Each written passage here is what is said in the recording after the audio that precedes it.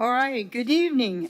Welcome everybody to the Titusville Environmental Commission report on May 15th, 2024.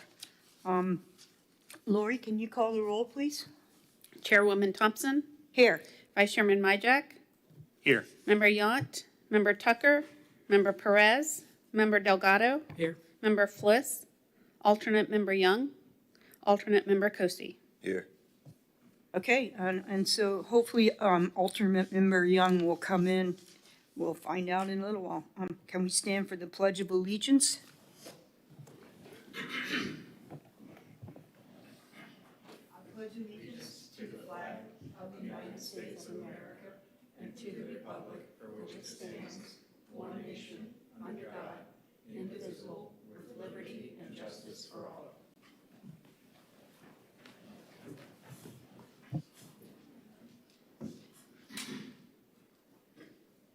All right, has everybody had a chance to look at the minutes? By the way, it was a long meeting and there was a lot of detail and you did an amazing job on the minutes, Lori. We really appreciate it. They're very detailed. Can I hear a motion to approve the minutes? I'll motion to approve. Second. All right, I did have one change I wanted to make, but we have a motion by member Myjack, seconded by member Delgado. Let's see. On page, what starts on page 2 of 7, which is actually page 5 in the whole packet. And it describes, the compliments that I made for this city, because we are excelling above a lot of the other communities. And it did acknowledge, that I said that I want to encourage the city of Titusville to do even more, but I think I said more detail, like because of our location at the north end of the river with 6 causeways between us and Sebastian Inlet, we need to do more than other cities. So I don't know if you guys want to add that to the minutes or if you're okay with them the way they are. I'm okay. All right, did you get that, Lori? That one change? You want me to read it again? Sure. Okay. I also said that because of Titusville's location at the very north end of the Indian River, with 6 causeways between us and Sebastian Inlet, Titusville needs to do more than the other cities. We have a responsibility up here. Okay, thank you. So all those in favor of approving the minutes with change, say aye. Aye. Aye. Any opposed? The minutes are approved unanimously. All right, petitions and requests from the public present.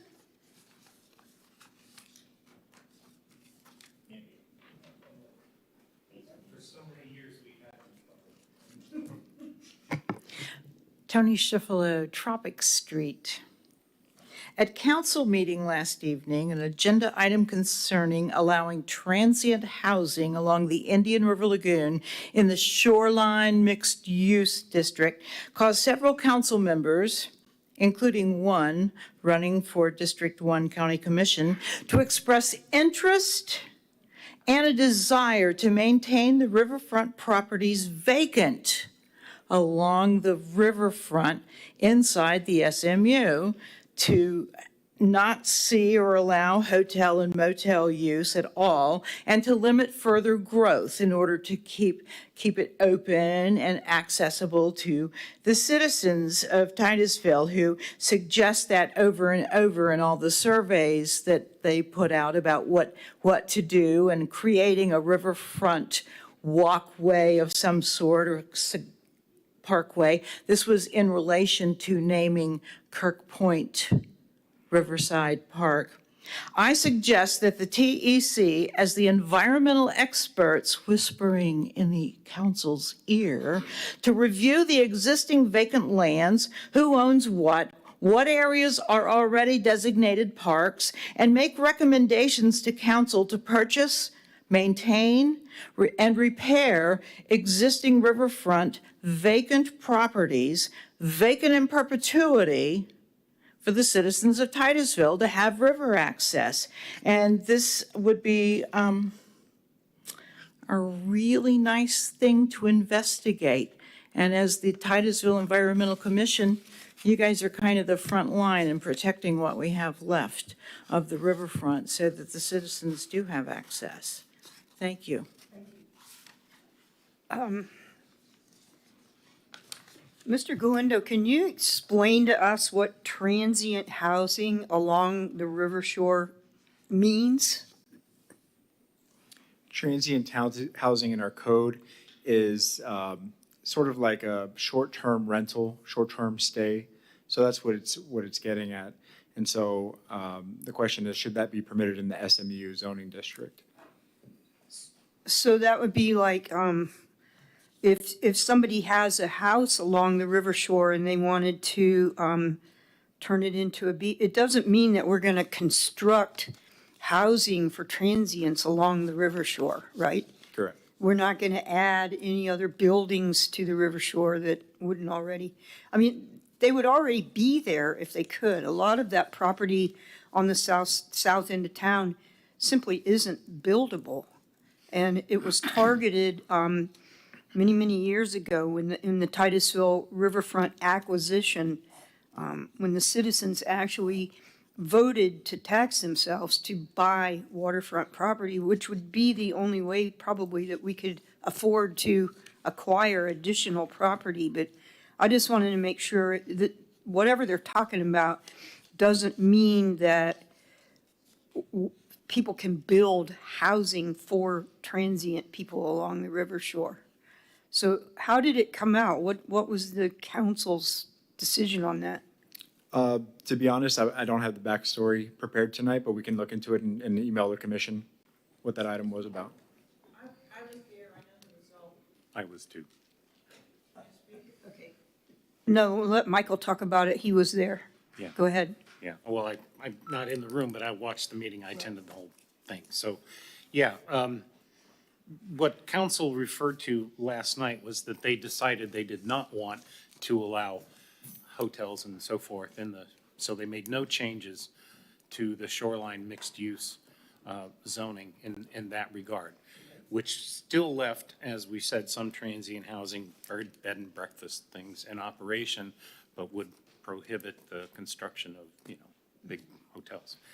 But to the point that our petitioner just asked, I was involved in the PAC for the riverfront bond referendum. And so I was there from the beginning and and yes, we would need to do a bond referendum. The city does not have the resources to outright purchase those lands. That does not mean that that's not something that the city could not do and put on the ballot for 2024.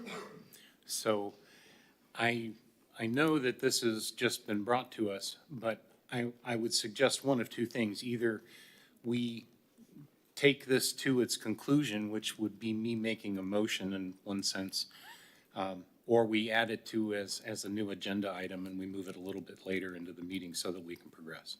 How would you like to proceed with this? Well, the problem with that is the amount of time that it takes the lawyers to pound out whatever the language of the referendum would be. I mean, we're way behind on the Sorrel referendum right now. Sure, but in this case, this is a city referendum for the city to decide whether or not they would like to purchase the waterfront properties along River Edge Drive and so forth. And we did this once before, and we were successful. Mm-hmm. We bought properties. And I think if we set our sights and our goals to making that happen and indicate that this then becomes something for all of us to share in, and we include the management and maintenance of these things, because that hasn't been done in the past, right? This is always a sticking point. Yes, you can buy it, but then somebody's got to manage it. It's got to be maintained. So we need to set aside a bond referendum that sets aside a portion of it to go into management maintenance, and the rest of it goes to purchasing what we can. And we spell out to the citizens that this is for the benefit of all, you know, like they do in Finland. Everything is shared in that sense. So that would be, my motion, if I were allowed to put one forth here, would be that we make that as a recommendation to city council and let it go forward at the next meeting. I think it's a great idea that we purchase riverfront property. We could spend some time and study it if you'd like to and see what all the benefits would be. But I think the benefit to the citizens, and my God, just imagine having small sections of natural shoreline again, where we could do our littoral plantings and we could see our horseshoe crabs coming in and mating, you know? These are things that I want to see again, and we need to be fostering that kind of thing. And if we're going to become the city beautiful on the Indian River Lagoon, a jewel, then we need to be protecting that. And it starts with that, taking care of our land so that we don't overdevelop. So I would like to make that motion if you would accept that, Chair, Madam Chair. Then Chairwoman, I would just quickly, for the commission's benefit, suggest that if you're going to propose a new study or program, you might want to ask council for what we call advisability, which is you're asking council, is this something that you'd like the TEC to investigate further? So that way you're not spending time reviewing parcel by parcel whether they're worthwhile for acquisition if council isn't interested in moving in this direction.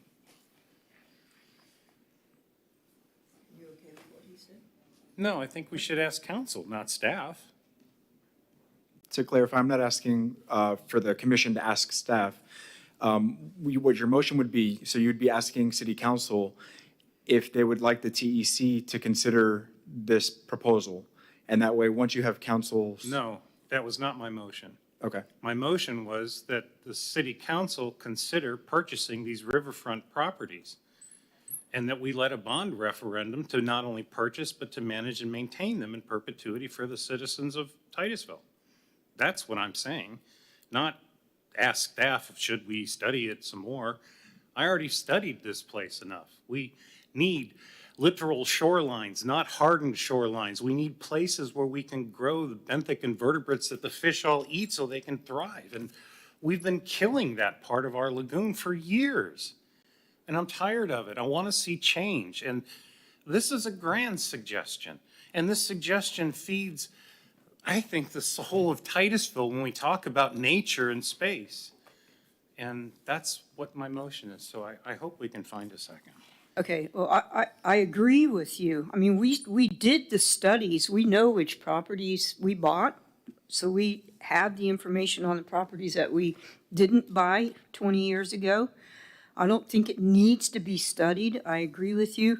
We have destroyed the shoreline of the river by hard armoring it, and there's no place for the horseshoe crabs to spawn. And I would love to see the shoreline obtained and maintained for the benefit of the river and the animals that live there. So, but I can't second it. So, is there a second? Chair, you can second. You just can't make the motion. I'll second.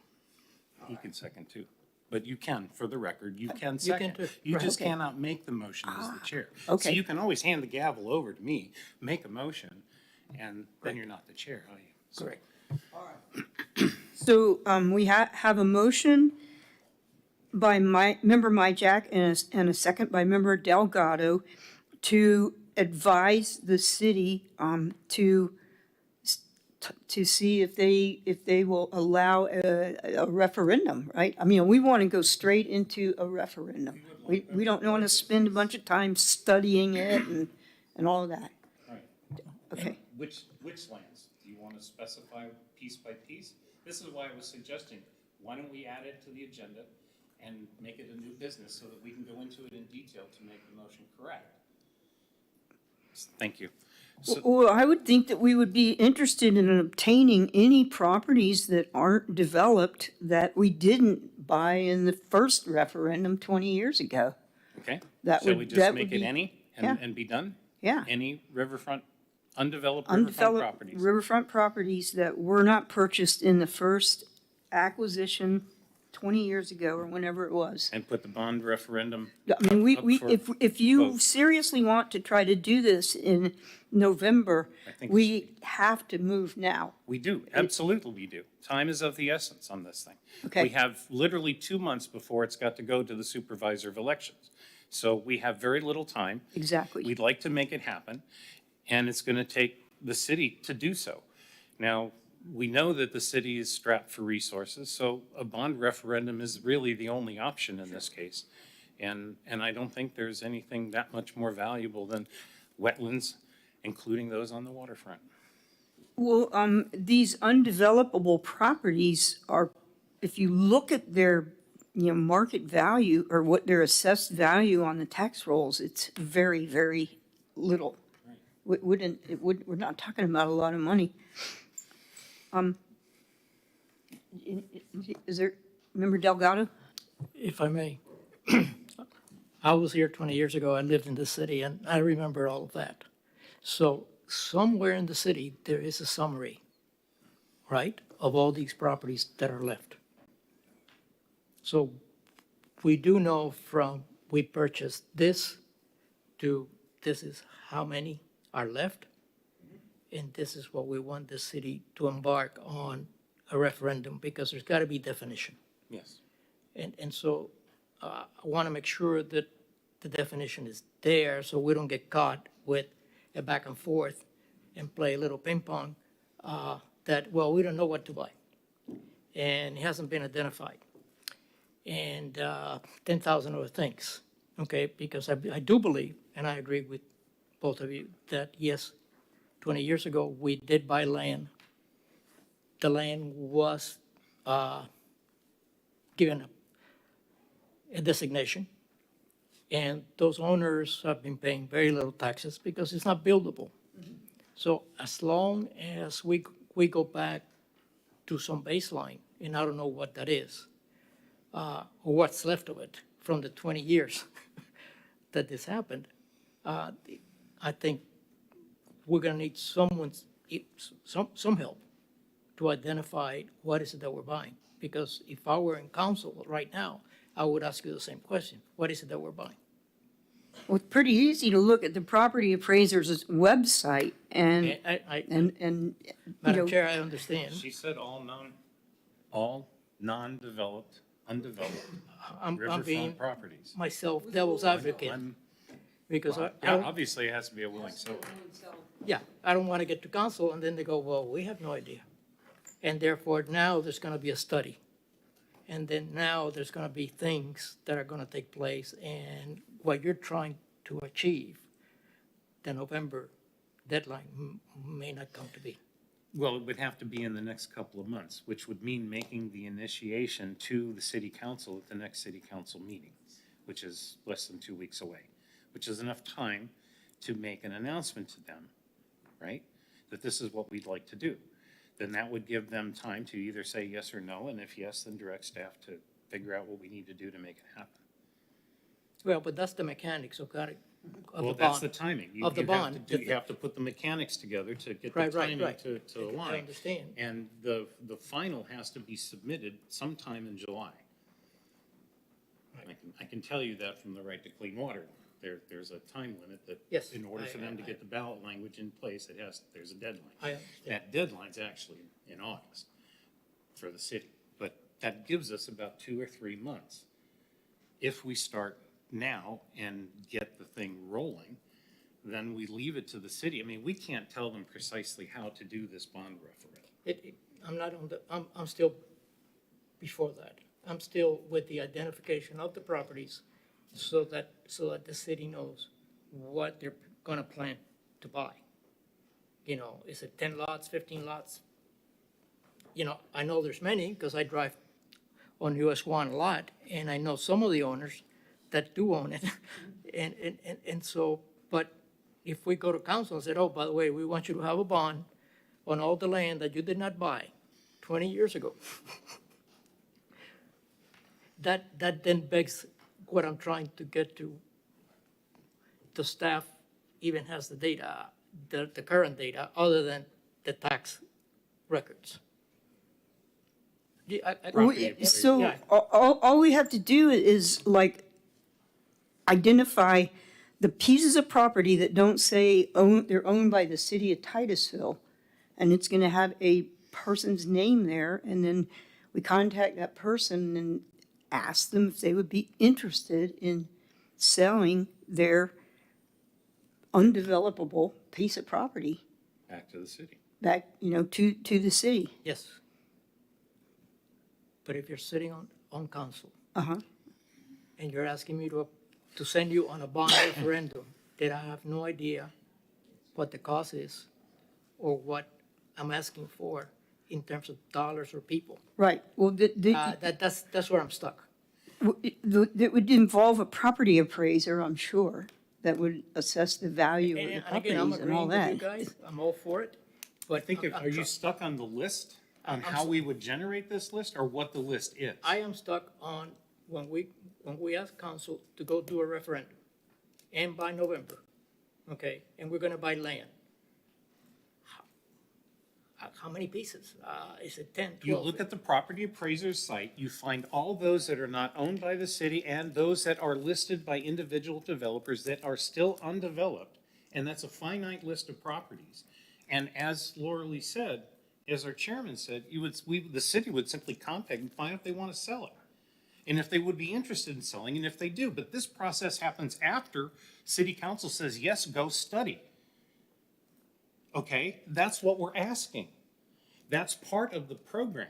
If we want to make this happen, they have to go study and find the specifics. They have to go put the bond referendum together. They have to go meet all the deadlines at the supervisor of elections. This is all part of the process. Okay. But we just have to tell them what we want them to, So it should be a very simple language. it All the should be pieces of- very straightforward, very All simple. the pieces of property that are not city-owned. And there are from here to there. All the undeveloped, Right. non-city-owned properties. Exactly. What I'm looking for is the language so that we don't get bounced. And the time runs. Well, I think undeveloped properties from, Parish Road to Kings Highway, Well, isn't I that the would city? I would say, yeah, from like, I don't City know, boundary? from the Village Inn down to the Nassau Causeway. There's not gonna be very many. There might be 10. No, I don't expect a lot. Yeah, but it would be nice to get them in ownership, but it would also be nice to have some money to restore them. And that's what we didn't Yes. have before. Right. So all we do is just throw rocks and construction debris on them as they erode away. And eventually they will eat, the river can- will we can eat use the these property as- up to US 1. Use them as examples of how to go forward. If you're gonna build and you're on the water, this is what you need to do to make your littoral planting. This is what we proposed years ago from the TEC, that everything was littorally planted, that we would not do any more hardened shorelines, we would not do any more seawalls, because we know they fail, and they fail the lagoon. They fail the health of the environment. So we can use these properties as demonstration to the city, to the citizens. We can grow a canopy along the water's edge, right? And native plantings. All right, There's a lot to this that we can, which is why I said we should make it a new item on the agenda. I'm with you. And so, just for clarification, from Village Inn back to 50? Or is it all the way to the Causeway? Go to Parish Road, all the way to the Causeway, all the way to Kings Highway, where the city boundary says we're growing. Let's not make it complicated. Exactly. Those properties from Buffalo Road north along the railroad track are absolutely, not only are they unbuildable, they're inaccessible to the public. So I don't think the public should be spending money buying properties that they can't even get to. How do we salvage those properties going forward then? Because eventually Buffalo Road will get developed out that way. They're just Not inaccessible on now. the east side of the railroad track. It's impossible. There's no. No, not on the east side. Yeah, It's a pretty shallow edge. yeah. No, I think, from Village Inn to Highway 50. Okay. Again, I'm just kind of, Why not Kings Highway? Because it's unrealistic. You're talking about riverfront properties that are in the industrial park, Not developable. Huh? We said undevelopable, right? privately owned, Right? that would be willing to sell. Okay. So what's wrong with anything all the way down to Kings Highway?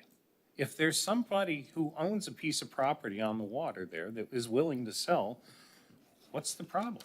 If they're not willing to sell, then they're not willing to sell. It's not complicated. If there's an opportunity to purchase something that ends up being a park for the city in the middle of that industrial park, then that would be a boon to anybody that works out there. It would be nice, but they're not going to sell those pieces of property that are in an industrial Then you park. don't And they have to would be, worry they would about be it. like a lot of money. I mean, I'm trying to keep it simple so we can get it passed. I think that it's reasonable to say from the Village Inn to Highway 50. I mean, they've already destroyed the river shore at Tranquility Bay.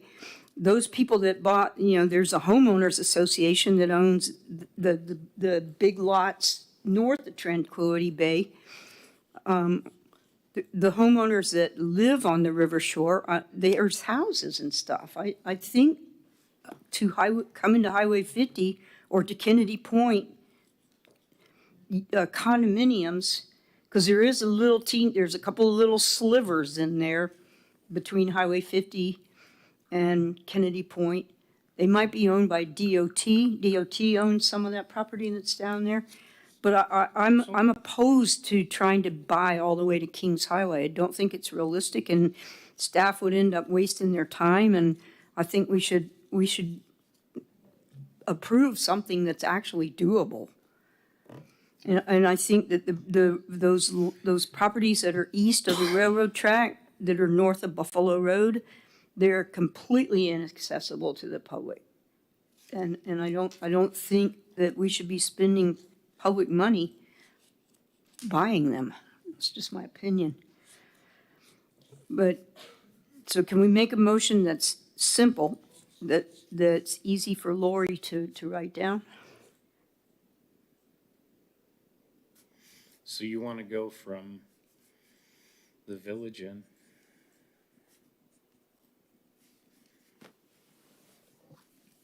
to the NASA Causeway?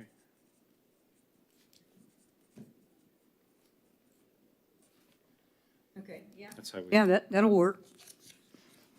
To the NASA Causeway, there might be a couple of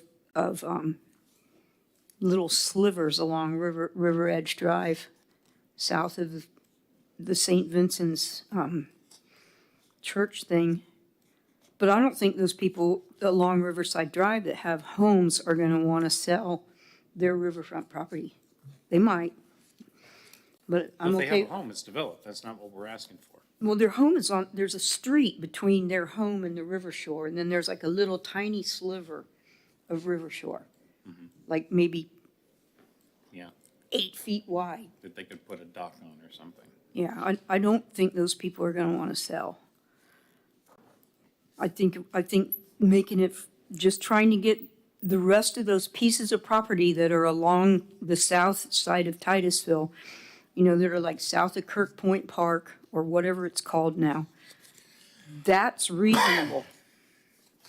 And I think if we make it too unreasonable, the city council is just gonna laugh at us and say no. So it has to be something that's simple and doable. This is just a guesstimate, but purchase from the Village Inn to NASA Causeway, a referendum to purchase undeveloped properties on the IRO. Is that simple enough? I mean, that's a basic of what we were talking about, right? From Village Inn to NASA Causeway. And we're talking about a referendum to purchase undeveloped lands along the Indian River Lagoon, right on the waterway. Okay. And that referendum then would include the purchase, the restoration and littoral zone,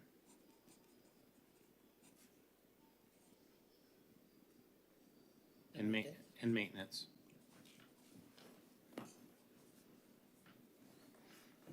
So that's what would be in the bond, right? So that we cover the restoration and the maintenance of those lands. Yes. I would like to see the maintenance of the previous properties that we bought also. So it doesn't make sense to purchase and maintain properties that are in between other properties. We need to maintain that entire riverfront shoreline, and that's why I would argue that we end it at Highway 50 rather than trying to take it all the way down to 405. End it at Highway 50 so that we're targeting that area that when you worked on this 20 years ago, the vision was that that entire south side of Titusville would be like a linear river park with a trail and We would amenities. And Well, we had hoped that we would purchase everything along the river from Right. Highway 50 to 406, to Garden Street. to Garden Street, yeah. And there would be an open, as there was in Monterey Bay, as they eventually completed after a 75-year goal. They bought back every single property on the bay, Right, and they made it all a park. yeah. And that was the vision that Jim Tully had when he made that motion some 18 years ago, Right. 20 years ago. But there's nothing left, north of the Village Inn that I can think of. There wasn't in Monterey Bay either, but they bought back every building, every stitch. I think we should start with something that the council will maybe swallow, and then you can expand on it. I think if You we, want to close it back to Highway 50? I get that. That's the only change you've recommended so far. We're still talking about a referendum. We've talking about purchasing undeveloped properties. We're talking about now adding to this referendum the restoration and littoral zones and maintenance of all the properties that the city has along the water. Okay. Good, okay, make your motion. Well, I made the motion, but we'll go back, I'll state it again. I'd like to hear from our fourth member here. He's been very silent on all of this. I don't know if it's because he can't get a word in edgewise. No, I agree with what you guys are saying. I agree with Laura Lee on the fact that I don't know if we'd be able to get all of that, but I also agree with you that it would be great to have all of it, to at some point, in the future, maybe we propose from 50 to Village Inn for now, but say that we have a larger goal of obtaining all of this property, but take it in bite-sized pieces as we go along. That's excellent. Do it in phases. All right, so make a motion that's simple. Before I do, I would like to ask Tony Schifolo if she would come back up and give her comments on what we're talking about before I write it out here. Okay. See if we have addressed her concern. Yes, thank you for this opportunity to re-speak. You have more than addressed my concerns. I was hoping perhaps to have a recommendation that you do explore what properties are available, what is being done, and what the plans are, because they're talking about the gateway expansion and plans for that with changes to the comprehensive plan related to the gateways, which covers that Highway 50 entryway along the Indian River Lagoon. And you're right, there aren't that many more properties. And as far as the maintenance, we don't want them to go in and over-maintain, I think. But council works in very slow ways, Mr. Majak, and I'm afraid that just saying, okay, we want a referendum by this year, what I would suggest is that we suggest to them that they explore, because they are willing, and there is a big election coming in November, and they're wanting to respond to the public at this point.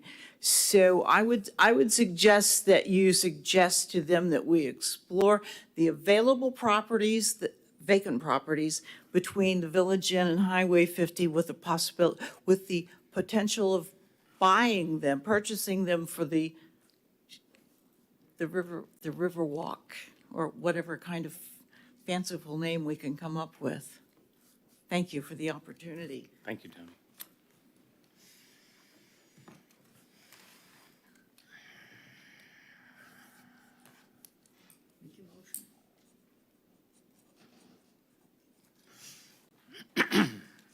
Okay, so we'll make a motion to City Council that we explore possibility of a bond referendum to purchase selected undeveloped properties along the Indian River Lagoon between the Village Inn and Nassau Causeway, Highway 50.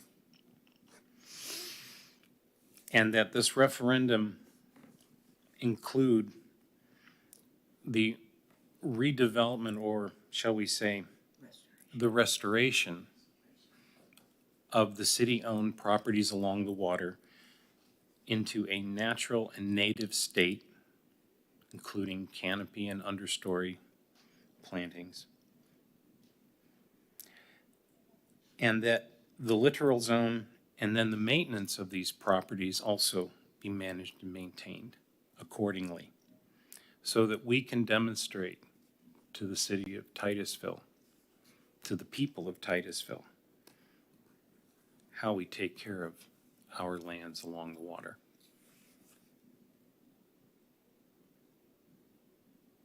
That Lori? No. Okay. It's a pretty long motion. I don't think you need the last sentence about being the demonstration, No, but we want to explore the idea of a bond referendum to purchase the remaining undeveloped properties on the Indian River Lagoon.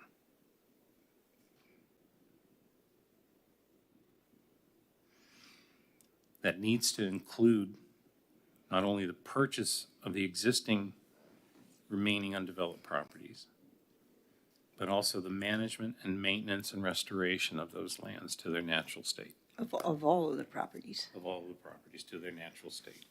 I think you can listen to the tape and figure it out. Thank you. Is there a second? Hector, you seconded. Are you okay with that? Yes, ma'am. All right. All those in favor say aye. Aye. It should be a roll call. Roll call. Okay. Roll call. Do you think? Member Delgado, Yes. Vice Chairman Majak, Yes. Member Coste, Yes. Chairwoman Thompson. Yes. All right, the motion passes unanimously. Thank you for that suggestion, Tony. All right, are there other people that want to speak under petitions and requests?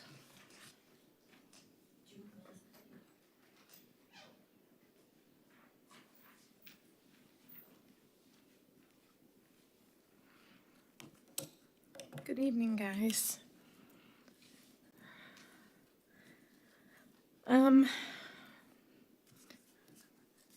So I'm Elizabeth Baker. I live here in Titusville.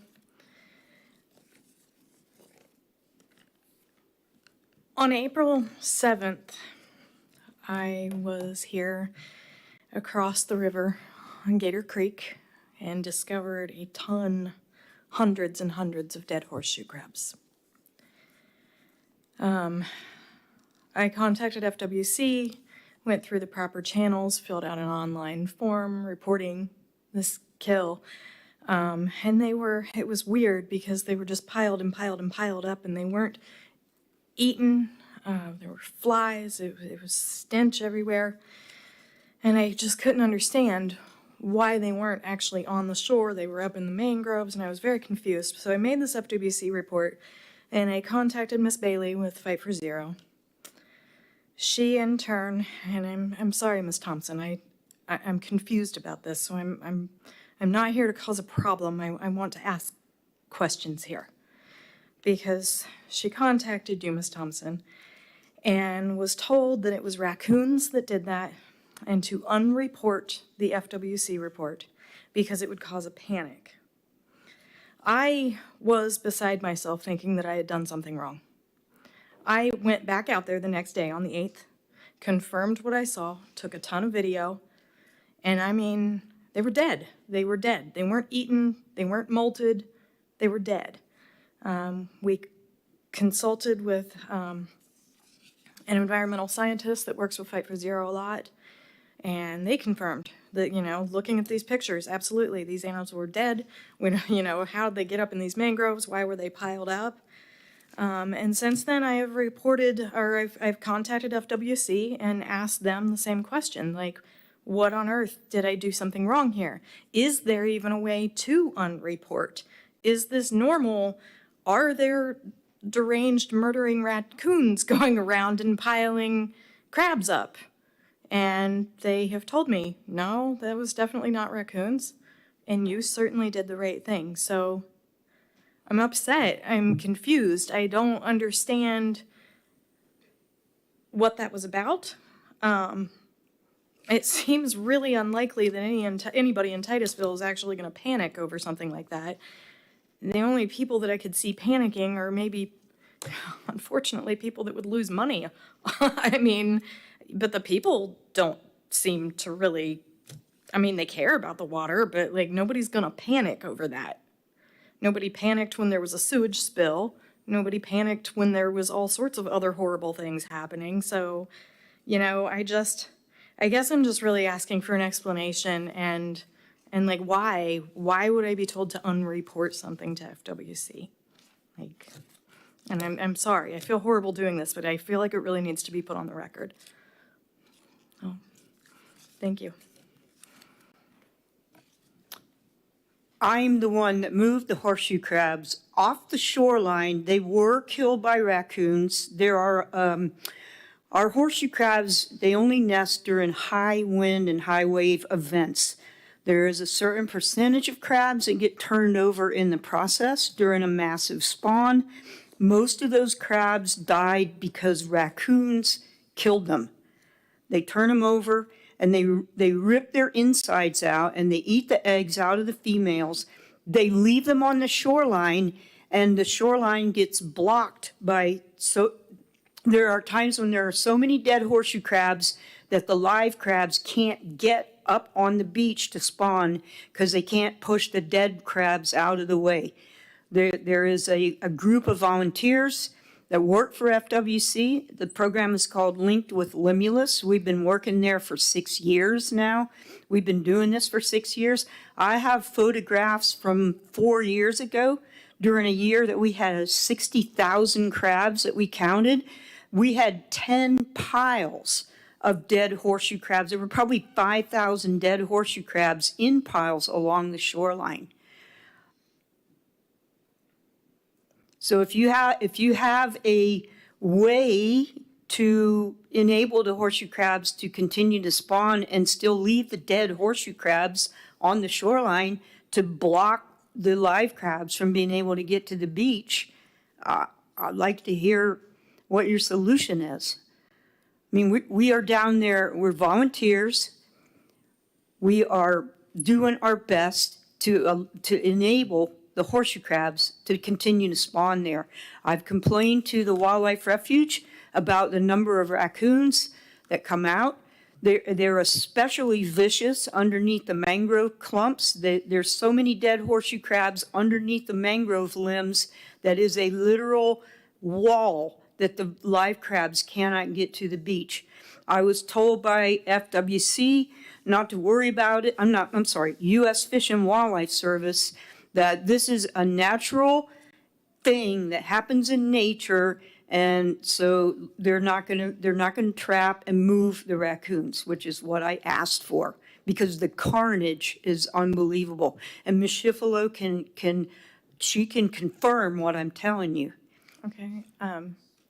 Unfortunately, when I called FWC, they had a completely different narrative. I mean, I'm sure this is upsetting to you. It's upsetting to me as well, and I apologize. It is upsetting for that because you are the very well repercussions respected. of this are serious. Absolutely, absolutely. So, you know, They may did I- shut, they so may I'm shut down, asking, they may shut down Did I our do the ability wrong to count thing? horseshoe crabs on Did the I- wildlife refuge. Did I do the wrong thing by reporting to FWC when I saw hundreds of dead animals? No.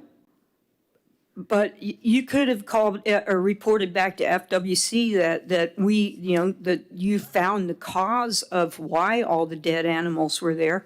I mean, I can tell you about when we had a high water With all due incident. respect, we consulted an environmental scientist, and you know, I know that you're on this board and you're on several other boards, but you know, that's why we did that, you know, to follow proper procedures and to speak with people who knew. And, you know, maybe all of that is absolutely true, but I can tell you those raccoons must have been absolutely meticulous in picking those eggs out, because those bodies were not disturbed. They were not eaten, they weren't ripped apart, they were just dead. So maybe think- I need to learn more, Yeah, and I'm I okay think with if that. if you go back and picked up the horseshoe crabs and looked at them, you're going to find that 90% of them have let me think, upside down, the left hand back pusher leg has been ripped off on 90% of them. The raccoons are very meticulous in how they handle the crabs and where they go in. They rip the back pusher leg off, and if you look carefully, you'll see cracks and holes on that inside. They have like a double skin around their carapace, and inside that hollow area between the outer shell and the inner shell is where the eggs are stored. They mainly target the females because they eat the eggs. And if you looked carefully, you would see there is damage to all of those crabs. They also will, they will pull out, they will go in through the gills area. So like below where the legs are, there's a layer of gills and they will rip those out. So, you know, if you want to go back and look at them, you will see that kind of damage. I will certainly go back and review my photographs, and you know, maybe I can get in contact with somebody at FWC to explain. Well, a little bit I'd further, too, suggest that because, you like, contact the horseshoe crab arm of FWC, because whoever you talked to probably did not talk to the head of that. Her name is Berlina Harries. Okay. And her email is berlina.harries@myfwc.com. Can you spell that for me? BERLYNNA Okay. dot HERES at myfwc.com. Okay. I mean, this is a learning opportunity for everybody here, and I do, you know, I feel strongly that I did what was right. That is exactly what we've been told as citizens, that if we see something, we should report it. So I did that. Okay. And, you know, I don't feel that there was any reason for me to feel like I was doing something negative there. It just seems that there's a lot of misinformation from board to board to board when it comes to the lagoon. There's a lot of narratives that don't seem to meet up, and this just kind of fell into that category for me. So I appreciate your time. Thank you. Okay, well, yeah, so, you know, like I said, contact Ms. Harries.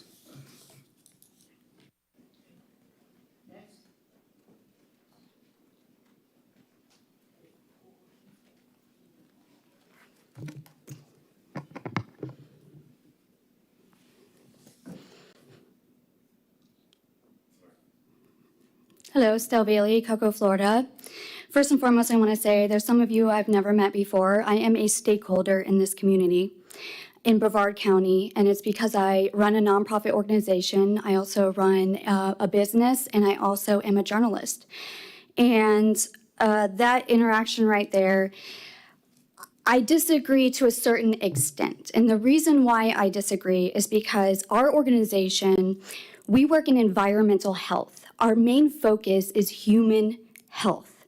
And I think what's happening here is that everyone's focused on different things. For us, in order to educate the community on what to look out for, whether it's harmful algal blooms, or when they're out in the field and they're helping us do sampling, one of the instructions we have given them is to take the proper channels, is to go ahead and report it to the experts, to FWC, and let them know, hey, we found this, we found a dead fish kill, whatever the case may be. We go through extensive programs to sit down. We even have had the volunteers that volunteer for us take different types of courses with labs, with environmental scientists, with biologists, different types of people. I think where the issue is, first off, we have eroded trust with the government. And Titusville especially has had its issues throughout the years. I recognize that. I think we're not on the same page. This isn't the first time this has happened, and I think that's where the frustration is building up. We had an ordeal last year with Scobie Park where we started an investigation. We also found horseshoe crabs over in that location, and we also tested and found high levels of E. coli. That prompted us to submit a report to the Florida Department of Environmental Protection, which prompted them to come here and do testing. I think it would be great if we could have the Environmental Commission here assist us in creating something, building that bridge and creating something that is consistent, where we're not feeling like we're butting heads and we're telling people, oh, unreport whatever the case may be, like you just explained that.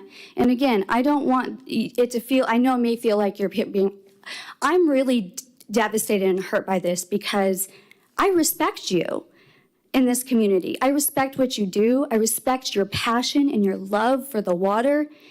And again, I'm a stakeholder in this community too. And oftentimes I'm not treated like that. Neither is Fight for Zero. And we want to build that bridge and we want to have Titusville looking better, but our job is to teach and educate people. And the way we do that is by showing them what the pollution is and why it's so important to clean that up. I know what we do is unconventional. We're not doing what Save the Indian River Lagoon is doing, where they're going out and they're showing all the good parts. We don't have the fun side of that because we can't teach the health impacts. We can't teach the bacteria infections that paralyzed a child in this city. We tried to get the city to put up warning signs before that ever happened. Those are our goals with our nonprofit organization. And it was such a simple ask. And maybe that's where this commission can come in and really back that up and say, you would have saved the city some liability from a lawsuit if you would have just posted the signs. And just last night, they did something hypocritical. They were talking about putting this massive sign. They can't even do that to warn the citizens, that there's harmful bacteria in the waterways. And a child, I am a mother of young children myself, and a child was forever impacted by that. And so, again, I'm a stakeholder. I teach my volunteers to take the proper channels.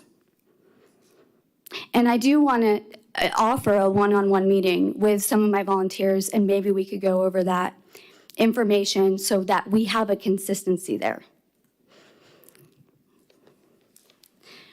If you want to bring your volunteers to Gator Creek, I'll be glad to show them what we do there. We were trained too. We have to go through a training course, just like your volunteers do. Every year we have to go through a training course by FWC from the horseshoe crab. But the point is reporting it. So the only point that's being made tonight is that we should have been encouraged to report it, just like we should have been encouraged to continue investigating Scobie Park. Because that sewage that was going in there, that was harming the lagoon. That was harming the waterways. It was harming human health that they were standing there fishing or wading in that waterway. That's all we're asking is, if you're saying something different than that, don't report it. We need to know why that is. Because I've talked to numerous agencies across the state and on a federal level, and they said that she did the right thing. Okay, I told you why the horseshoe crabs were there, but, whatever. And I do want to say that this body did recommend to the city that they put up signs and that they put a fence around the contaminated ponds, but, that it didn't happen. But we did recommend that. Thank you. Thank you.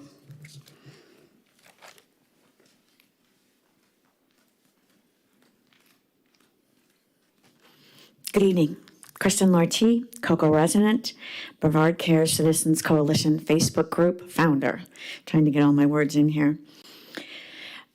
I would like to add a point to the last exchange, and that was just that if you had requested the item to be unreported or the activity to be unreported, why was that the best thing or was that not the best thing, you know? And so I don't want to go off on that. I have a limited amount of time, but those are open questions from that last exchange.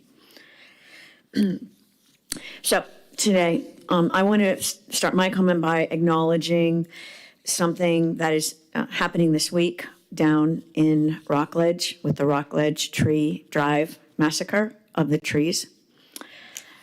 Today's Florida Today front page. I want to just acknowledge this in our environmental meeting and denounce it. I don't have time to speak to it extensively.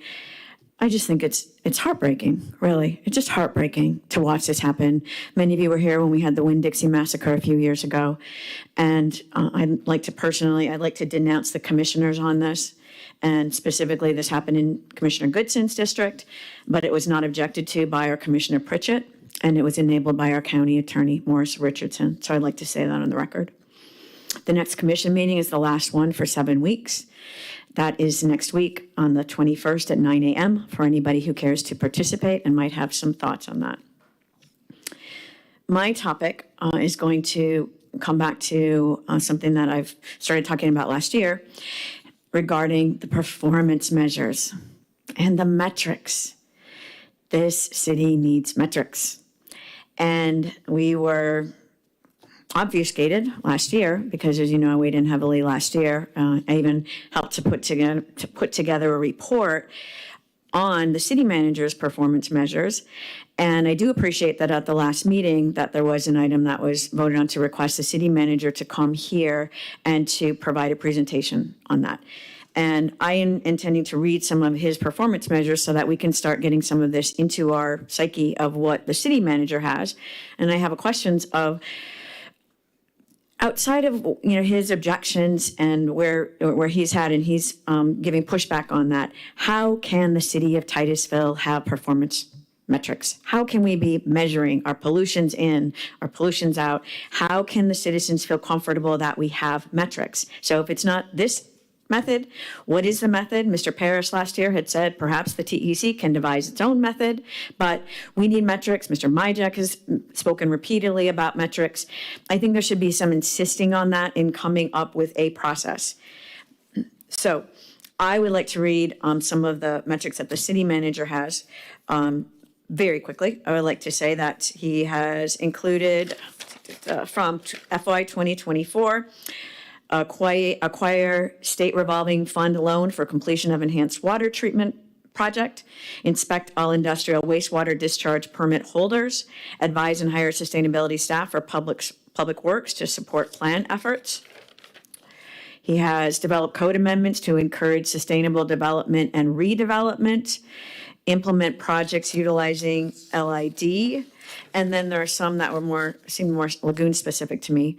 Complete 3 water quality storm projects, reduce nutrient loading entering storm drains by street sweeping operations, maintain Osprey wastewater treatment plant within permit limits for nitrogen and phosphorus. Last year, he had included variables of 1,000 pounds and 500 pounds, which seems small to me, and that's what we reported back in our recommendations.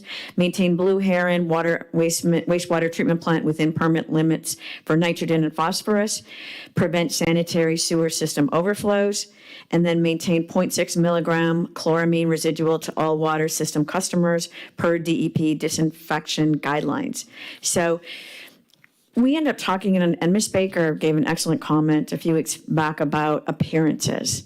I have spoken about appearances. Titusville has plenty of appearances. We have this fancy magazine on appearances. Let's have metrics. Let's make sure that whether you're going for the soil funding again, that the citizens are really comfortable.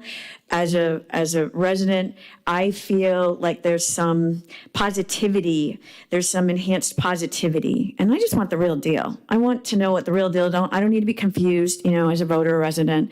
I want that, and I just don't feel that things sync up here in Titusville. So whether it's horseshoe crabs or trees or metrics, we need to sync some of these things up. And I really implore you all to insist on metrics, keep insisting, keep voting on it, and determine a plan that's workable.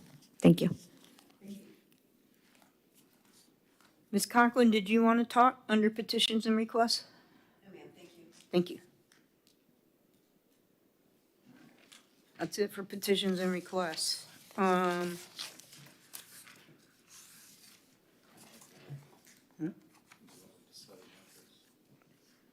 All right, so we're on to old business now.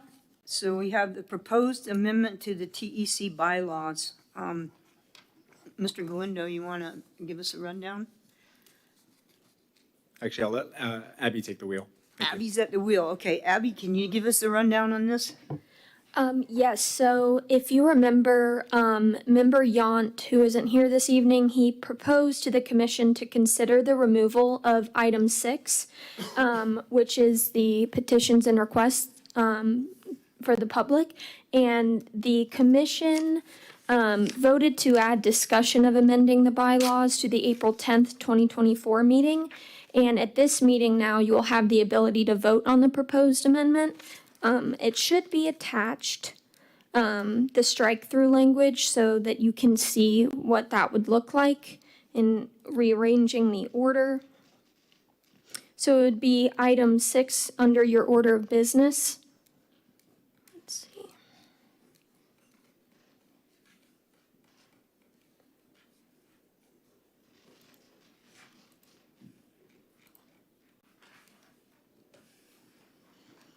And so the recommended action here would be consider the removal of item 6, petitions and requests from the public present within Article 9, Order of Business in the Titusville Environmental Commission's bylaws. The alternatives would be to do not remove item 6, petitions and requests. So if you'd like to take it from there. Okay, does anybody have any comments? If not, I do. Okay, go ahead, Member Delgado. Me go first? Okay, so I watched the county commission discussion on exactly the same item last week or a couple of weeks ago. And, there was a lot of input from citizens that felt like it would be wrong to leave them out and make them, and that's why I wanted to put this, that's why we voted to put the petitions and requests at the beginning of the meeting to begin with. So, because people were sitting in the audience for hours waiting for their opportunity to participate in petitions and requests.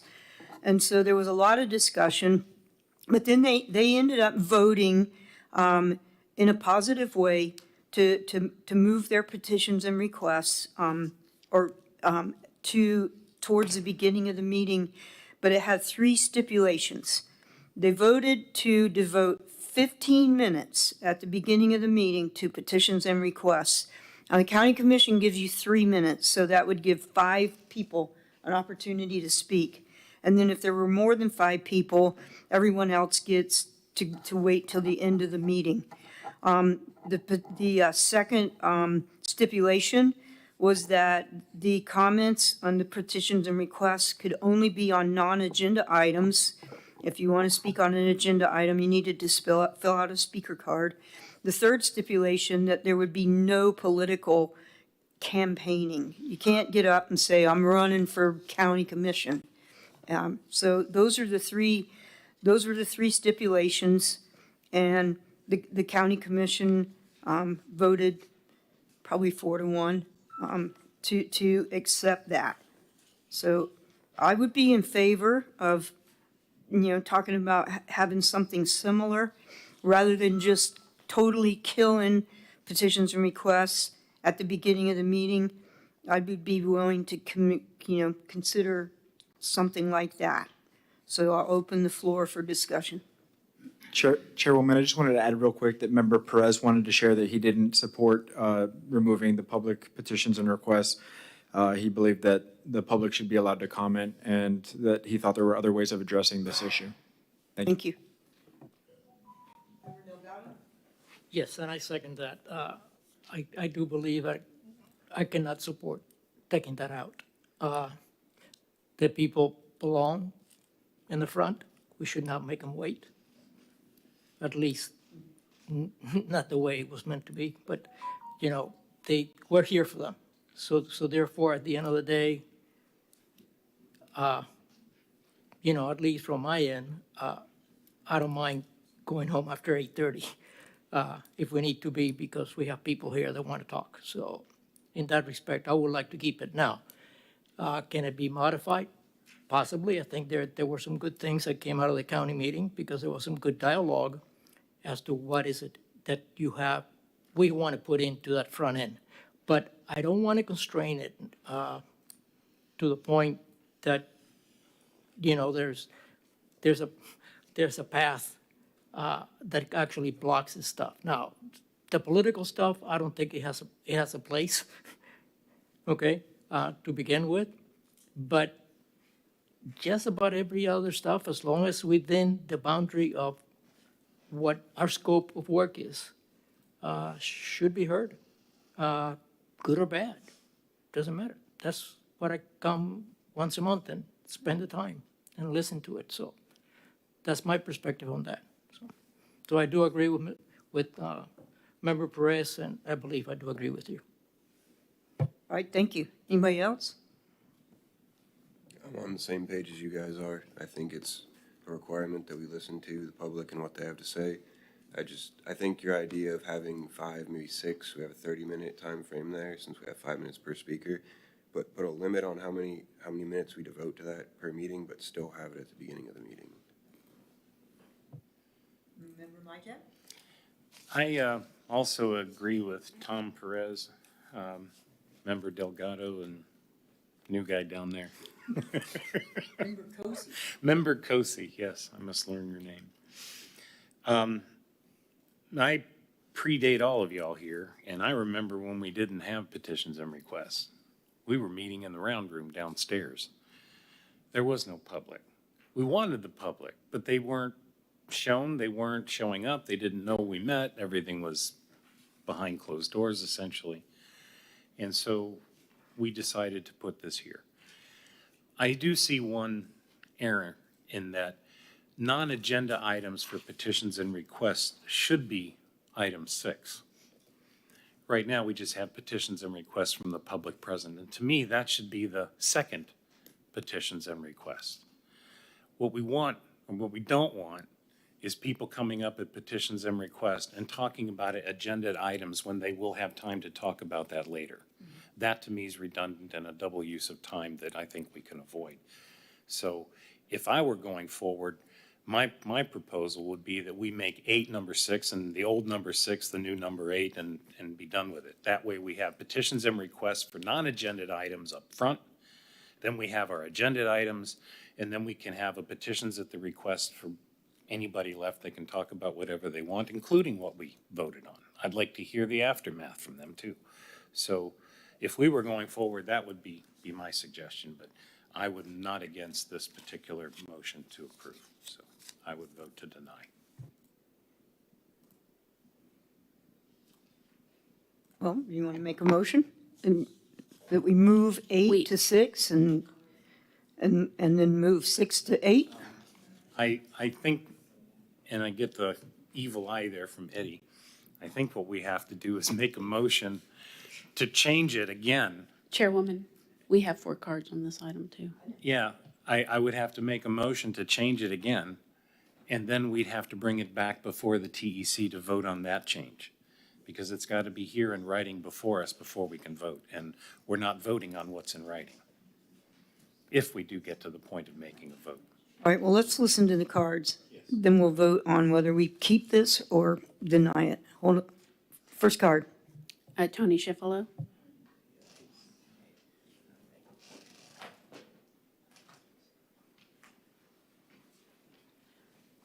Schiffolo, the historic Norwood House.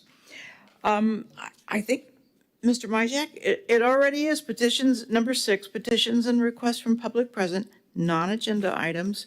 And back here, number 9, petitions and requests from public present. I'm public present, and I'm here to say, I think it needs to be up front. There are other ways to regulate. I understand the genesis of a lot of this because it's rippling through. Stop Tony Schiffolo for a moment. Please stop the time. Staff, please. I'm sorry. Yeah. I'm looking, pardon me, Tony, just a point of order. I'm looking at the change with the red line, it's not red line. Oh, I it's just a don't have black that, line. I'm sorry. You don't see the strike through. But the strike through here says, number 6 says petitions and requests from the public present. Ms. Schiffolo saying our agenda says from the public present, non-agenda items, which is what, see? The one that's published there says non-agenda items. The strike through does not say that. Discrepancy. What's on the agenda is simply item number 6. Oh, you're right, it does say non-agenda items. Look at, Yep. look at what we're being asked to vote on. I know what we're being asked to vote on. That's why I was confused. So it's actually correct in our agenda, the way it's written. It's Okay, written incorrect in what we in were this, given. in the staff report. that's fine. Okay, I can live. Time. I just wanted to say that already out of the 3 items that you listed, limiting it to 15 minutes the first time, number 2 and number 3, we already do. Everybody's very well trained that we limit our speeches to 3 minutes. And there has already been expressed no politicking at the people's podium. Remember, I got this for us.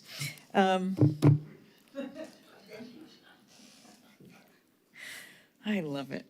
I just admire it. Thank you. So I'm not going to waste any more time, but what I wanted to say is that please don't remove it from the beginning of the meeting because sometimes it does give you things to think about.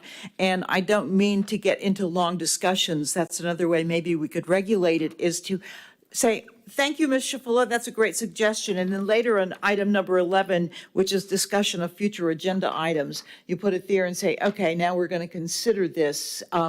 So that keeps it short for people that are up here using our 3 minutes to present things that are on the, not on the agenda. And I do like the idea of being able to speak, except if you've already spoke at the first one, the rules are you can't speak at the second one.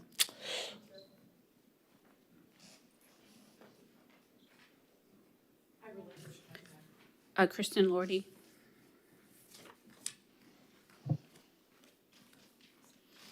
Kristen Lorty, Cocoa resident, passionate supporter of public participation.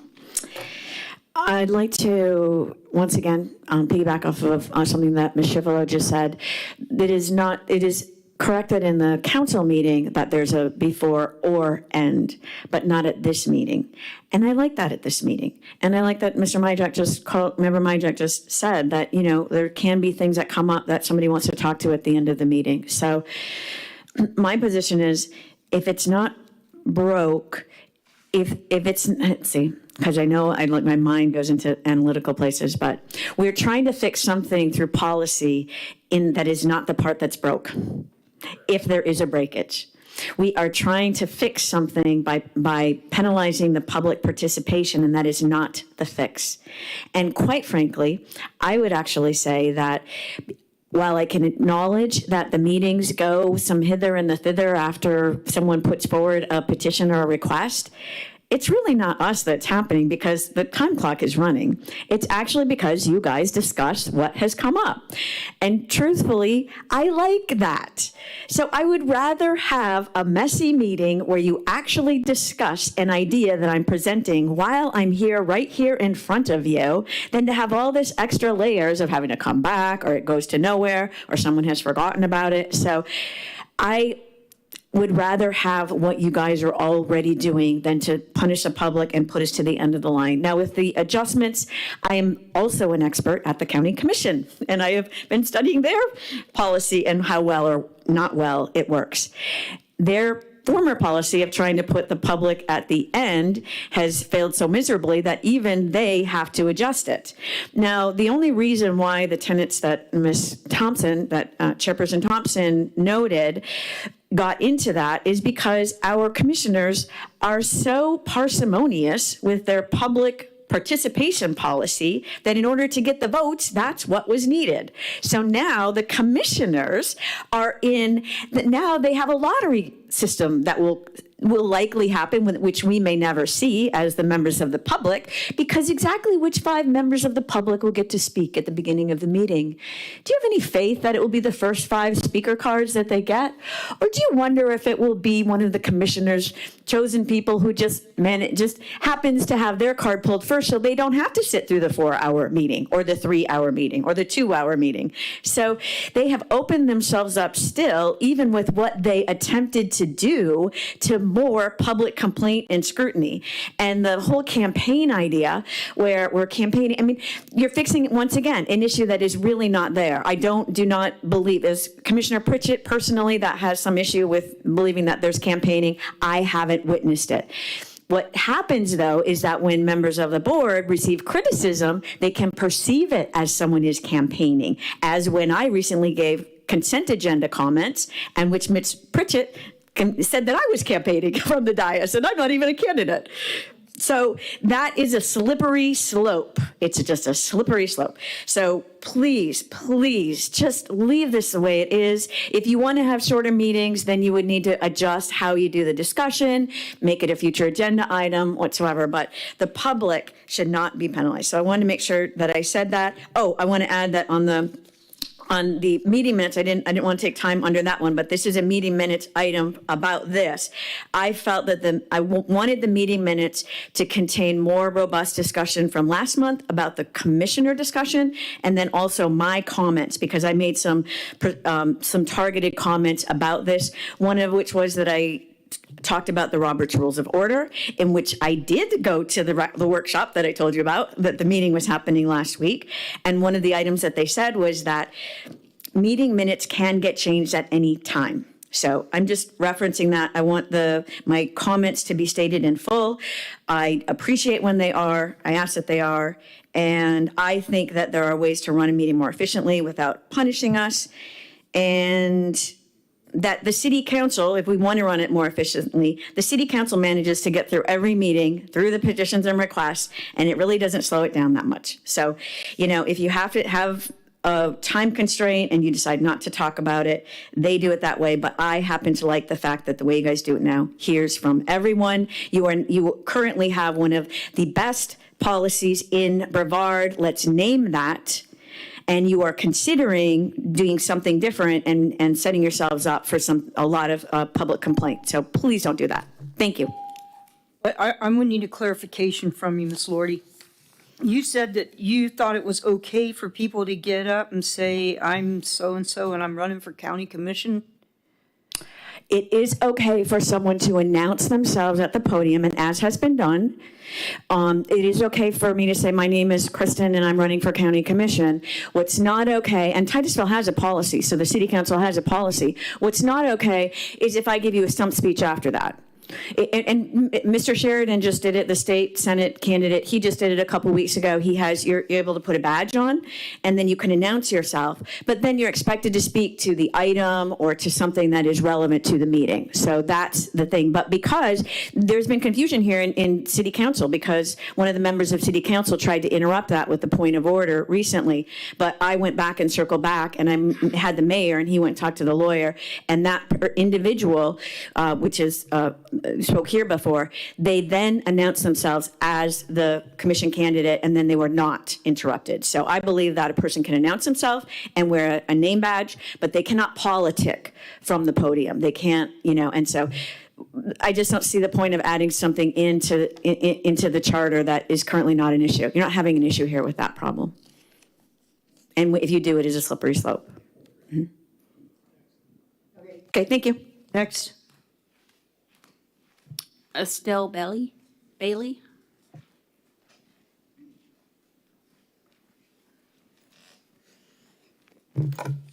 Estelle Bailey, Cocoa, Florida. I just want to point out first and foremost for everybody that's watching, there's 5 people here. There's 5 citizens here, and 4 of them spoke during the first public and petitions. I also want to say how refreshing it is to be pro-citizen and to want the citizens to engage and to get involved with their government and to recognize that. Thank you so much. We need more of that in this county as a whole, because people are often saying that they feel so unheard, that they feel that their voices are silenced and they don't feel comfortable coming up here as it is. And so to encourage that is so refreshing. And I just want to mimic what she was saying is you have the best policy in Brevard County. Be known for that. And outside of that, I am grateful for the first 5 minutes. I'm against changing it right now. Again, you don't have a lot of people in this meeting, and I'm one of those people that doesn't take up usually my full time. So you have people like me that come into these meetings and won't speak for the full 5 minutes. And so I don't like policies that that punish other citizens because you don't like what another citizen's doing. So again, thank you. Elizabeth Baker?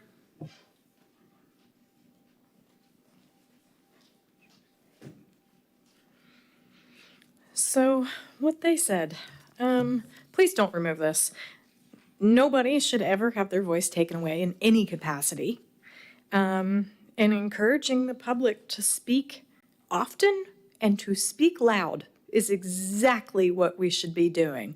I am 100% with Mr. Majak, Mr. Perez, that we don't, this is unnecessary. There's not too many people show up here anyway.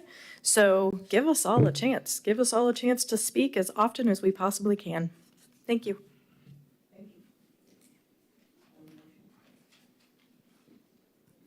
Yeah, I would make a motion that we reject the changes to the proposed charter TEC by, excuse me. I make a motion that we reject the proposed changes to the TEC bylaws. Is there a second? Second.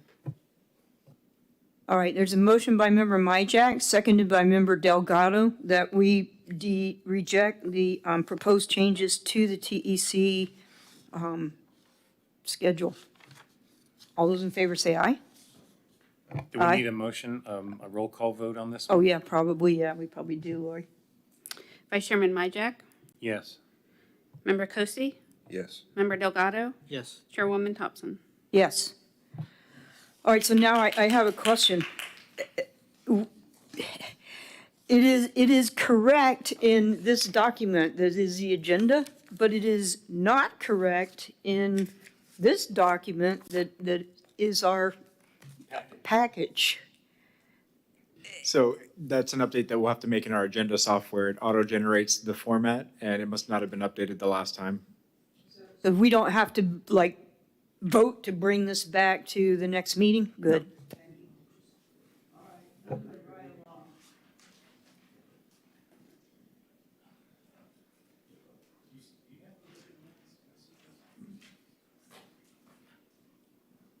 Okay, so now we're on to item 7B, the Titusville Environmental Commission powers and duties. So you have that in your packet. We started talking about it at the last meeting. There were some things that were suggested, but then it looked like it was going to run long, so we voted to move it to this meeting. So I'll open the floor for discussion. There's the suggestions we made are in the minutes. I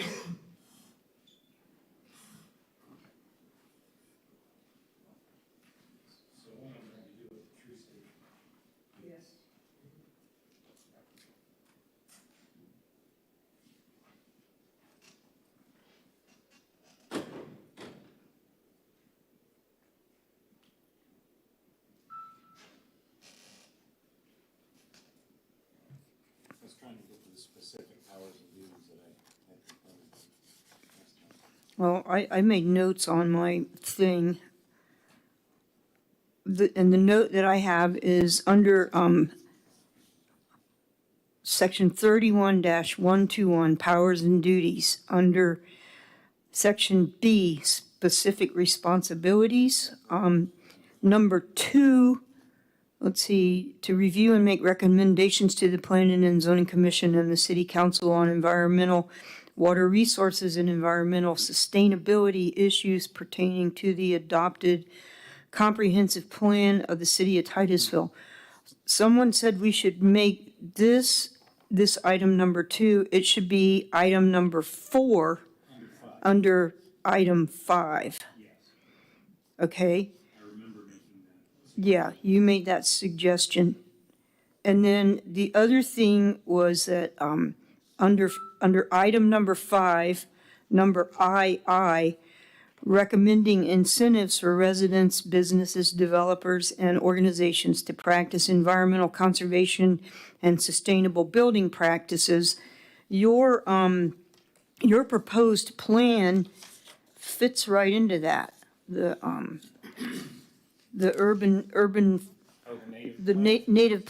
Native Landscape Trust Fund, that would be a perfect example of that.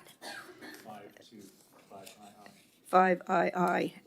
And those are the only, the other thing was, Member Yount suggested removing, you have the minutes. What did he suggest?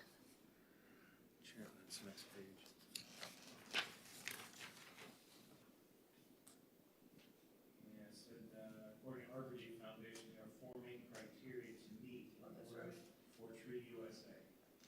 We need to maintain a tree board, and that's us. And we have a tree ordinance. We have a tree preservation ordinance, protection ordinance. We need to spend $2 per capita on urban forestry. We are not doing that. And we need to celebrate Arbor Day. We did that. We need that capital budget to build and grow our urban forest. And that needs to be overseen by the tree board, and that's us. And so this, powers and duties, indicates that we're supposed to have a budget in order to be and operate as the tree board and build our urban forest with that budget. And that's not happening, and that's in conflict with our powers and duties. Right, and what's happening with the $2 per capita right now is it's being used to trim trees and maintain trees and take out trees Yeah. by the Public Works Department. It's not being used to establish and maintain an urban forest. But it's actually worse than that, because there's 400 and some odd $1,000 in that fund. Yeah. And most of that money was used for the monuments to Yeah. advertise Titusville as you come into the city. So the money's being diverted Has been. and has been diverted by city council voting earlier, at the earlier councils. Yes. And that's where the money is, and that's how the money's being spent. If you look at how many trees have been planted, when we got that data, it was like 4. And we don't do that then. That, we cannot administer something we do not own. And we brought that point up for the same reasons.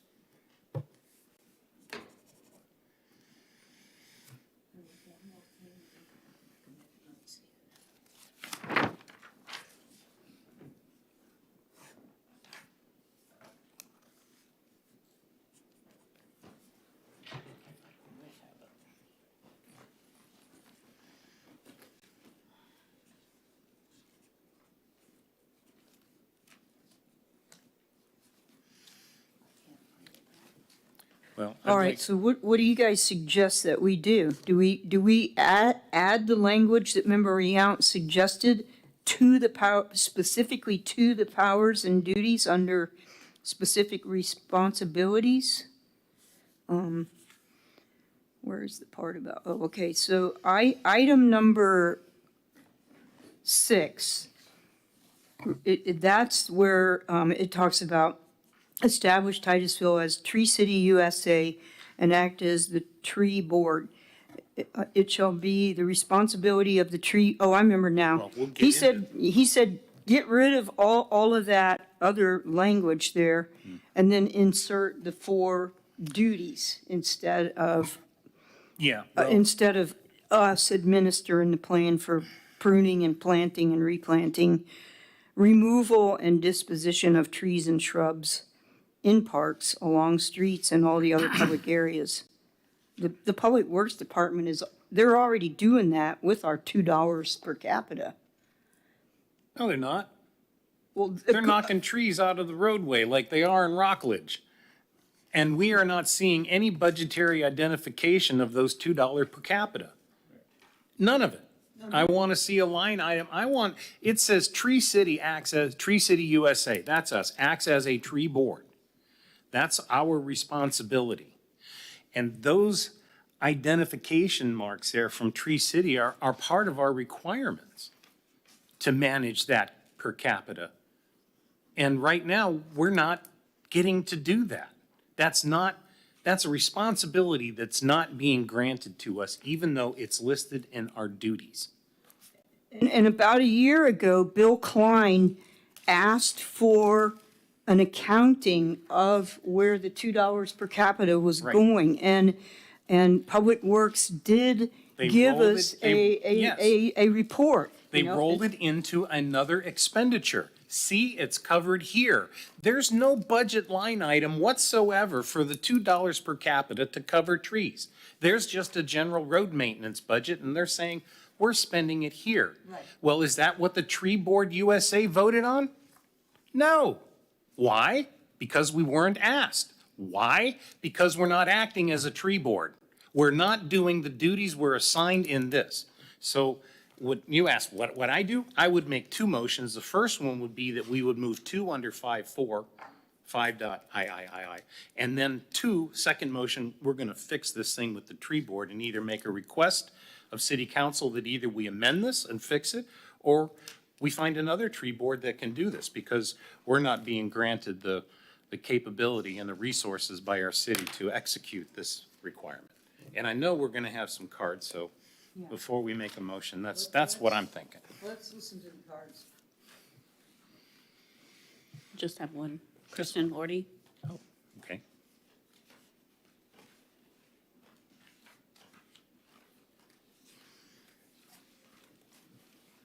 Kristen Lorty, tree lover, Cocoa resident and tree lover.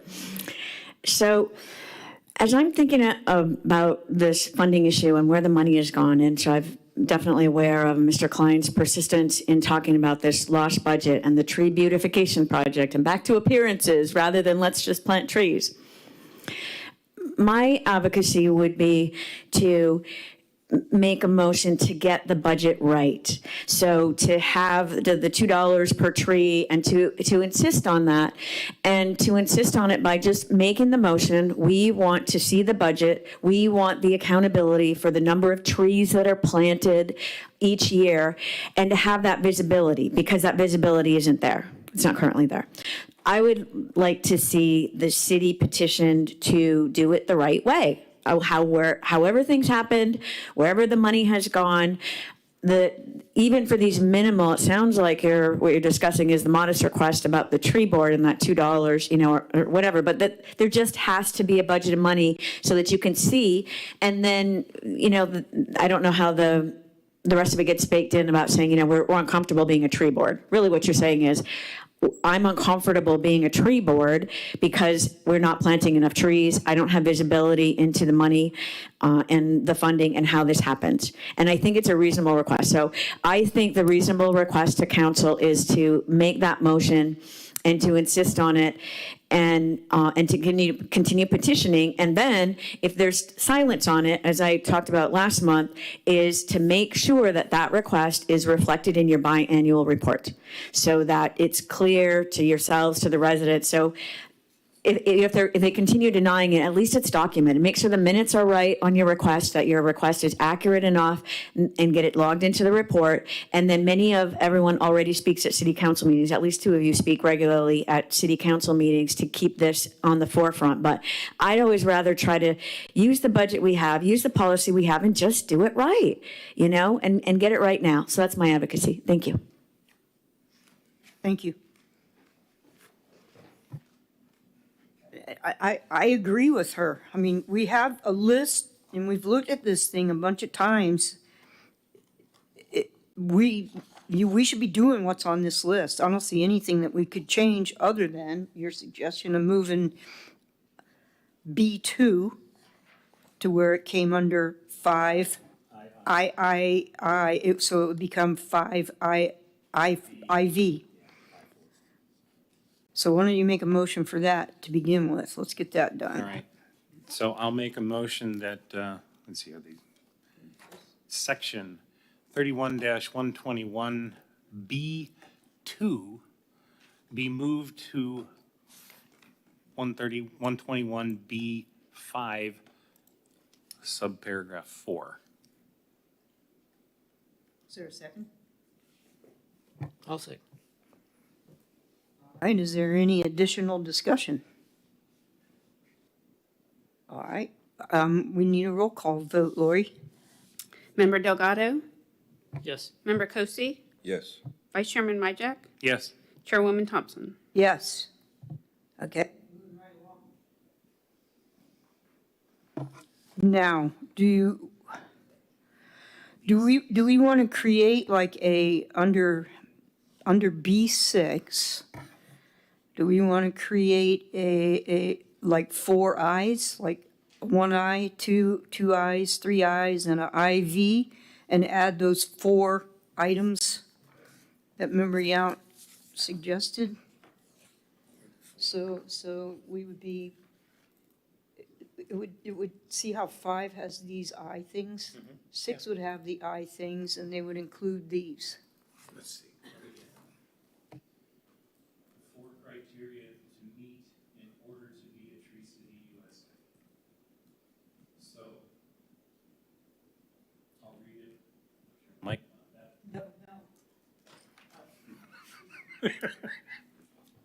Okay, we're done playing with the microphone. Member Yount recommended that we have 4 subsections under 6. So 6.1, or I, would be maintain the tree board. 2, have a tree ordinance. 3, spend $2 per capita on urban forestry. And 4, to celebrate Arbor Day. And we would put those as subsections under section 121B6. Is that up for discussion? Is there a second? Oh, I can make that a motion too. Oh, yeah, okay, making a motion, I'm sorry. I didn't know if we wanted to discuss it first. Well, okay. So, all right, Lori, so here's the motion.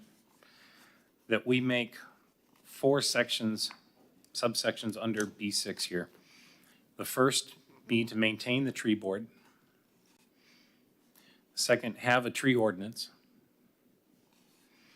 Third, spend $2 per capita on urban forestry. And 4, to celebrate Arbor Day.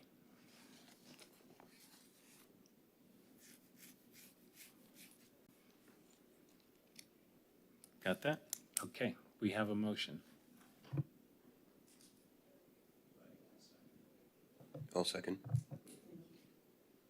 All right, so we have a motion by Member Majak. It's been seconded by Member Kosi. I guess we need to discuss. Is there any discussion? Yes, please.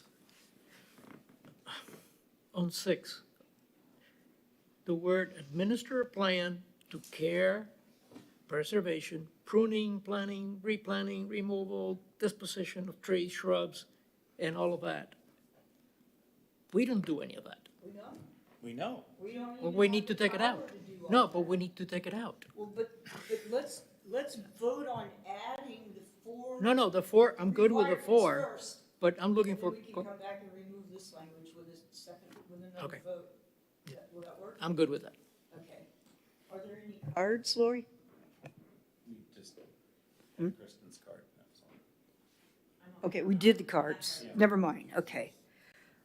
All right, so all those in favor of adding the 4 stated, requirements to be a tree city, to be under section 31-121, powers and duties, we would add those 4 requirements under 6, B6. We need a roll call. Vice Chairman Majak, Yes. Member Delgado, Yes. Member Kosi, Yes. Chairwoman Thompson. Yes.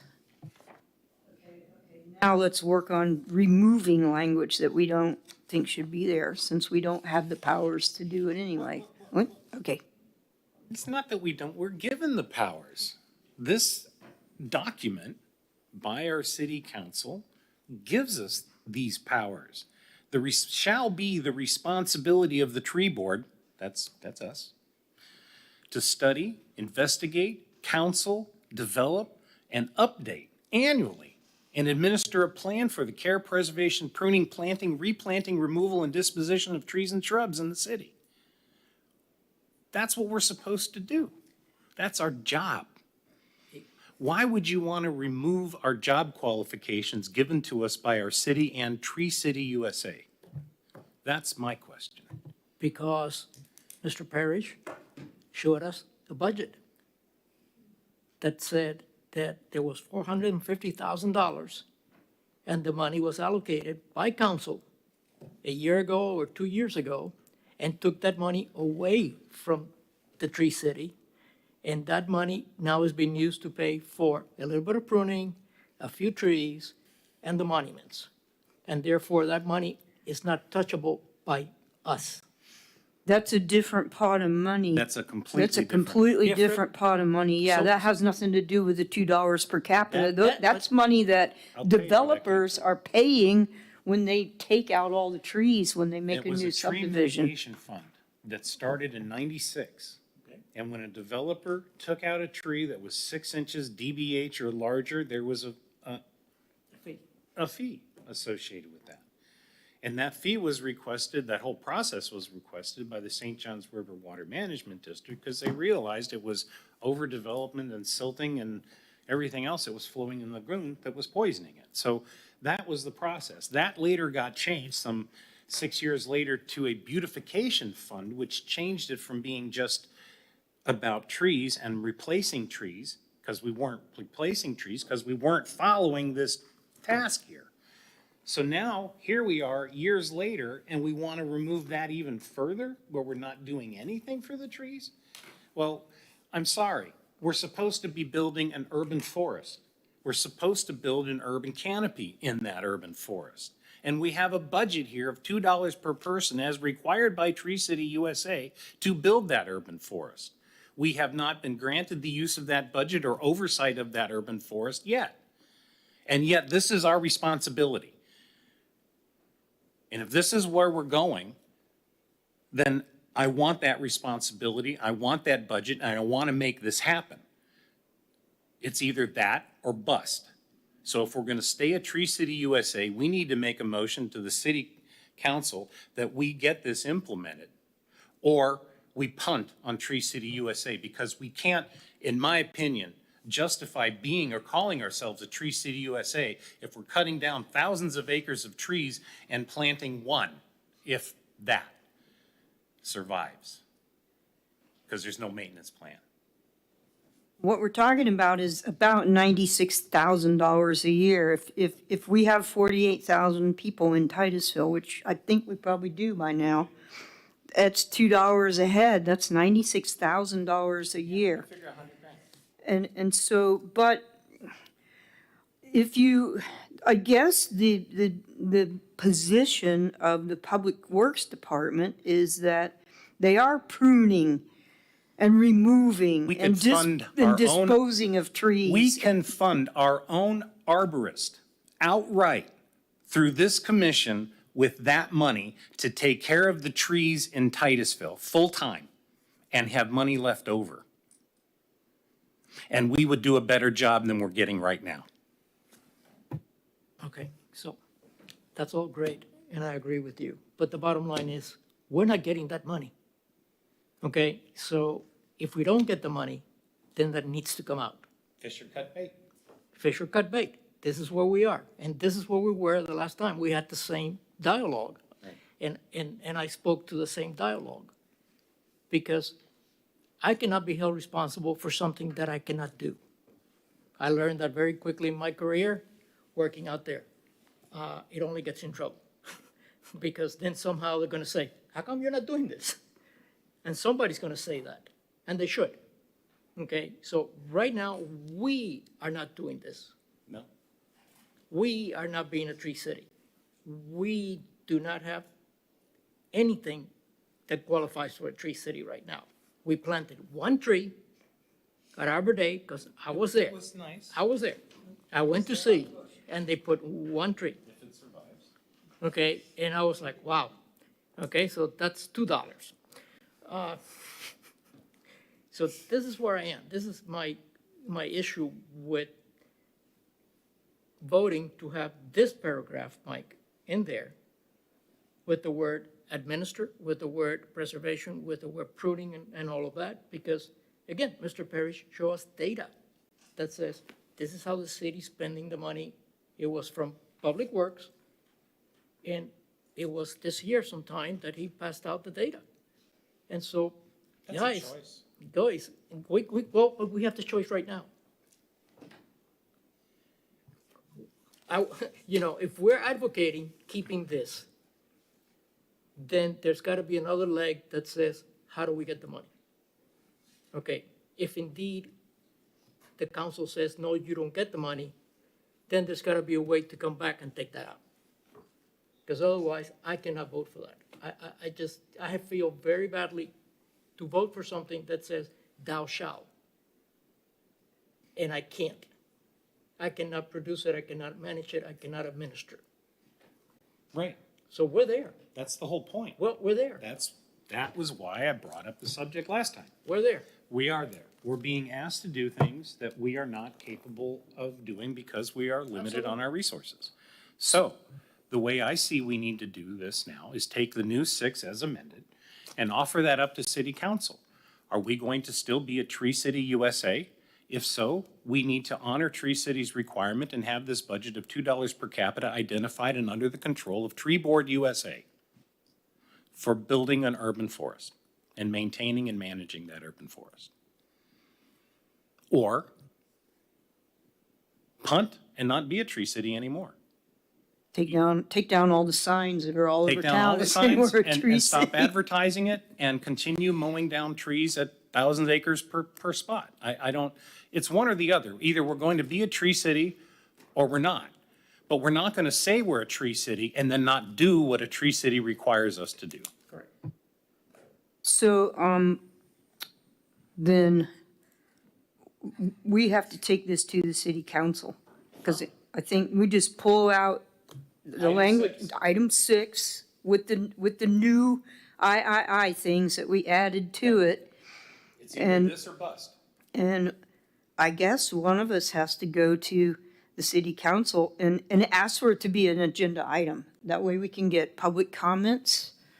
So that needs to be a motion that we take item number 6 and ask it to be an agenda item at a city council meeting so we can talk about this thing. I don't know what else to do. I won't be here. I know you won't be here. You're our strongest advocate. But, I can we- make a we- motion, but somebody else will have to go and speak to it. Somebody that we would designate as a representative to speak on behalf of the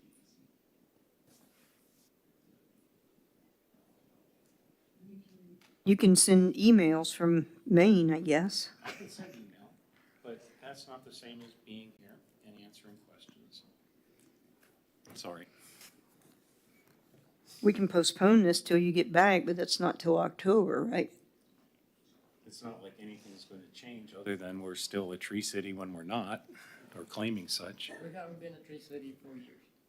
I agree. We've never been a tree city. Not according to tree city standards. Exactly. We have not, in my estimation, yeah. So I think, I don't know if it makes it an agenda item. Wait, of course it ends up being on the agenda.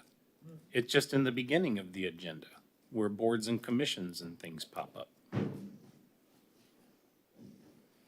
Yeah, okay. Eddie, is It's that not either that correct? or When we make speak a to it motion under to go to petitions and city council, requests. doesn't it end up on the city council agenda? There's a section of the city council agenda for boards and commissions, and recommendations would show there. And so if we make a recommendation, this would go there, so it would be an agenda item so people could speak on it in the public? There's there's a Yeah, section. okay.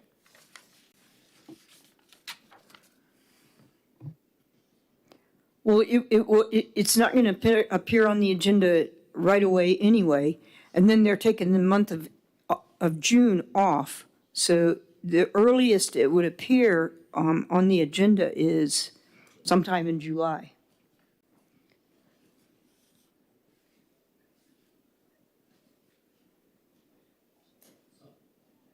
And Eddie, does the TEC meet in June? We continue to meet even though the city council doesn't meet, right? So we would have time to talk about it more during our June meeting, if you guys want to pursue that. You have June 12th and July 10th, the next upcoming meetings. So you do have meeting scheduled for June and July. I would like to see, and Bill Klein probably has it, but I'd like to see that document that came from Public Works that listed year by year exactly what they spent on each thing, you know, and there was like some tree, I think one year they might have even planted 28 trees, and then there was another year where they planted 2. But I'd like to see that document. I was looking for it and I don't have it. Tony Schiffelo had it, she's already gone. Okay. But yeah, maybe Bill Klein. Yeah. If Bill Klein still has that document, can it be emailed out to the TEC members? If we can get it, Abby? Are you referring to the spreadsheet that's filled out by Public Works for Tree City USA certification? Yes. I have that. I can upload it for you on Agenda Star real quick if you would like to have it, but I can also email it as well. Okay, yeah, I don't think we need it right now tonight. I think we could talk about it at the next meeting. Shall we And punt it to the? let's punt it to the next meeting. Down the road? You understand get the the data. discussion, Bill? I know you came in late. Not fully, but I have some of it. Okay, so what we've done is under section 31-121, powers and duties, we have moved section B2 to under B5, so that it's now 5, and 5 has 4 subsections. Okay. That's been voted on and done. Now we're deciding on what to do with 6, which is the whole Tree City piece. And we've added 4 subsections under that Bill Yon had suggested. That's what I got that. Right. So now, the question is, this piece, what's written in 6, we have not been properly resourced or enabled to implement as a Tree City USA. And so it's become a toss-up. Are we going to continue as a Tree City? If so, how are we going to address these oversights that the tree board has not been privy to? Or punt the idea of being a Tree City entirely and take this section out? This is what we're going to be talking about at the next meeting. And so I'd make Which is June 12th. I would make a motion that we move this item to June 12th TEC meeting for continued disposition. July 10th, was it? July 10th? Oh, this one will be going to June 12th. But this one's for Yeah, can't see calendar there. All right, the motion was made by member Myjack to move, continue this discussion at the June 10th, June 12th, June 12th June 12th, yeah. meeting. I may not be here then. We mean,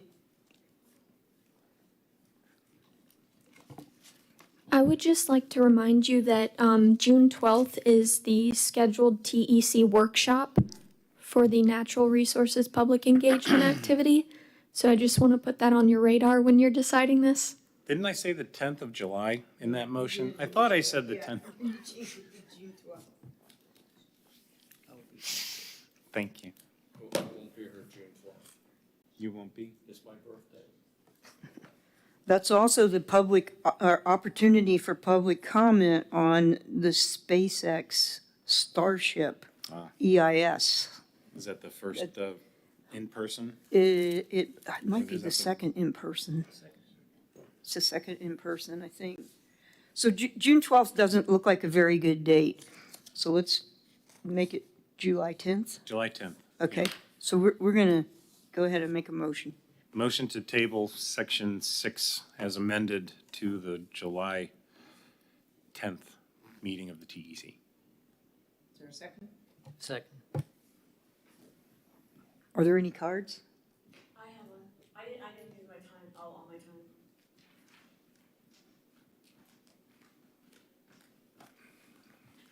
I Did just they do want, that at the county commission, by the way?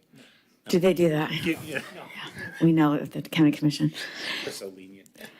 So I didn't use all my time the first time, and you are about to make a second vote. So I just want to make this mention to you that, really all you're talking about is insisting on this budget, right? That's the main thing. You want the budget. So the spreadsheet, no matter what it says, is going to be a spreadsheet that shows you a couple trees or, I think I've seen the spreadsheet myself.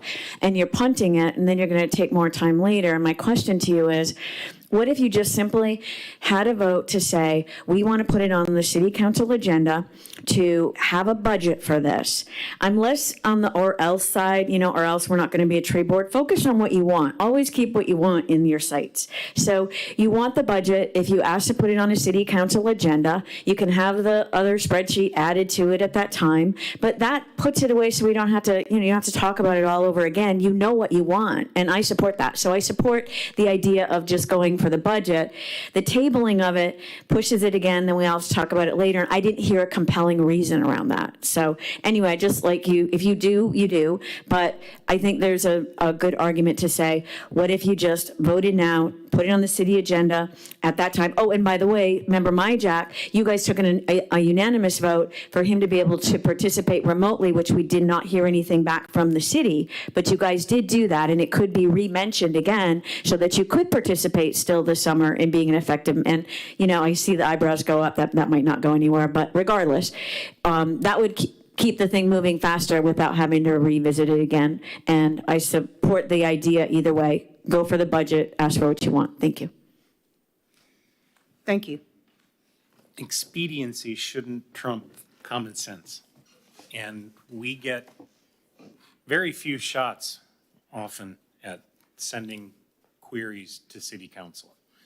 It makes more sense to me to, even though I'm not here, to allow the TEC to think about it in depth and get the right solution. Because it's not just about a spreadsheet. It's about program management. It's about the direction of our forest. As you've seen, it's grown immensely by one tree this year. That's if you don't count the thousands we've taken down. So I want to get this right. I want us to be a proper authorized Tree City USA, and I want us to be able to grow and sustain that canopy, that urban forest. And this is the clause that empowers us to do so. It's not just about the budget and here's a line item and how we've taken care of your tree pruning over the streets of Titusville. It's also about the watering and the maintenance and where they go and how they get pruned. And there's so much more. Like I said, the $2 per capita, as Chairman Thompson said, would be more. It's more than enough to pay for our own arborist, powered by the TEC. you know, and still have money left over for some maintenance. So there's a budget that goes along with operating as a tree city, and there's administrative functions that this board needs to be doing that we're not, and I want to see those happen. So that's why we need to punt this now, so that we can spend more time and get these details right before we simply make a half-hearted motion going forward.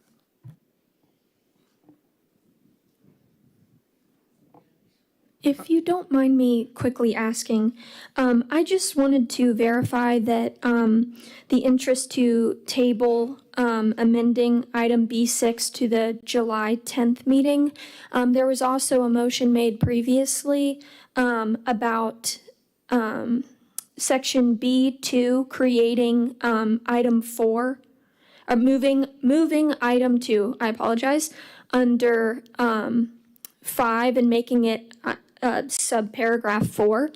Would you like to table that to July 10th, or would we like that to move forward? Okay. We voted on that. Okay. Adding the 4 subsections to 6, that goes forward. We voted on that.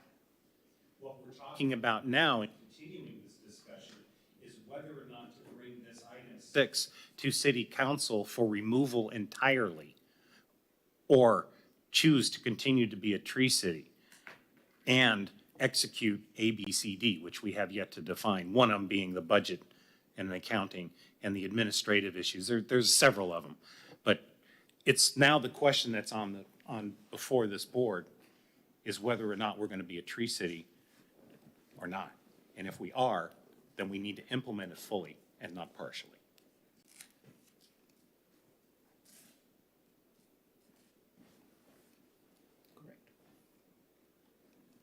All right, so there's a motion, did anybody second it?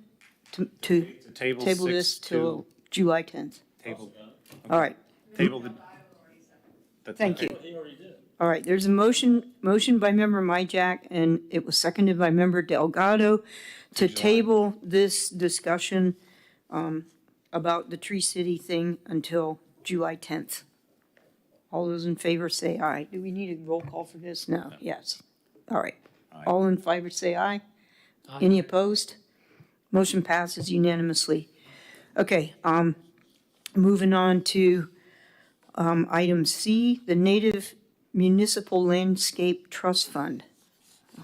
We'll let you take that, member Myjack. Okay. Again, hopefully you guys got a chance to review the stuff I sent you. So, as we've learned earlier, Bill Klein did a really good breakdown of how and where the funds had come from for our beautification and our trees. And the Native Landscape Trust Fund is sort of a cumulative culmination of where we came from and where we need to go. So I think of this as the same form of tree mitigation, except that it's a little broader. It's native plant mitigation.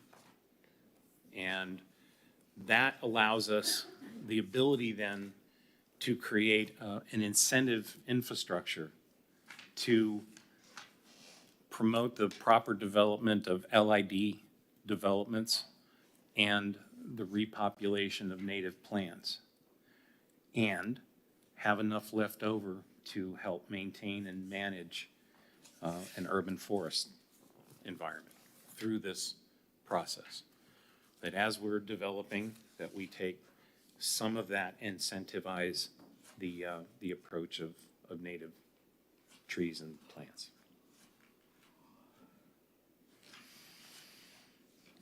Are you looking for a motion? Well, yeah, I guess in a way, I wanted this to be something that we would all do as a policy, you know, that this is something that the entire TEC gets behind. And I didn't think by any stretch of the imagination that what I've proposed so far was complete, you know, or necessarily even concise, but I wanted to try to cover the basis of where I thought we could incentivize low-impact development and incentivize the restoration of native plantings. And that will move us away from so much hardscape that, and stormwater runoff, because native plantings and native gardens tend to absorb much more stormwater than sod does, quite frankly. So it's a policy change for the city, but it's a direction with which we can grow and beautify the city and help manage our stormwater in a far better way.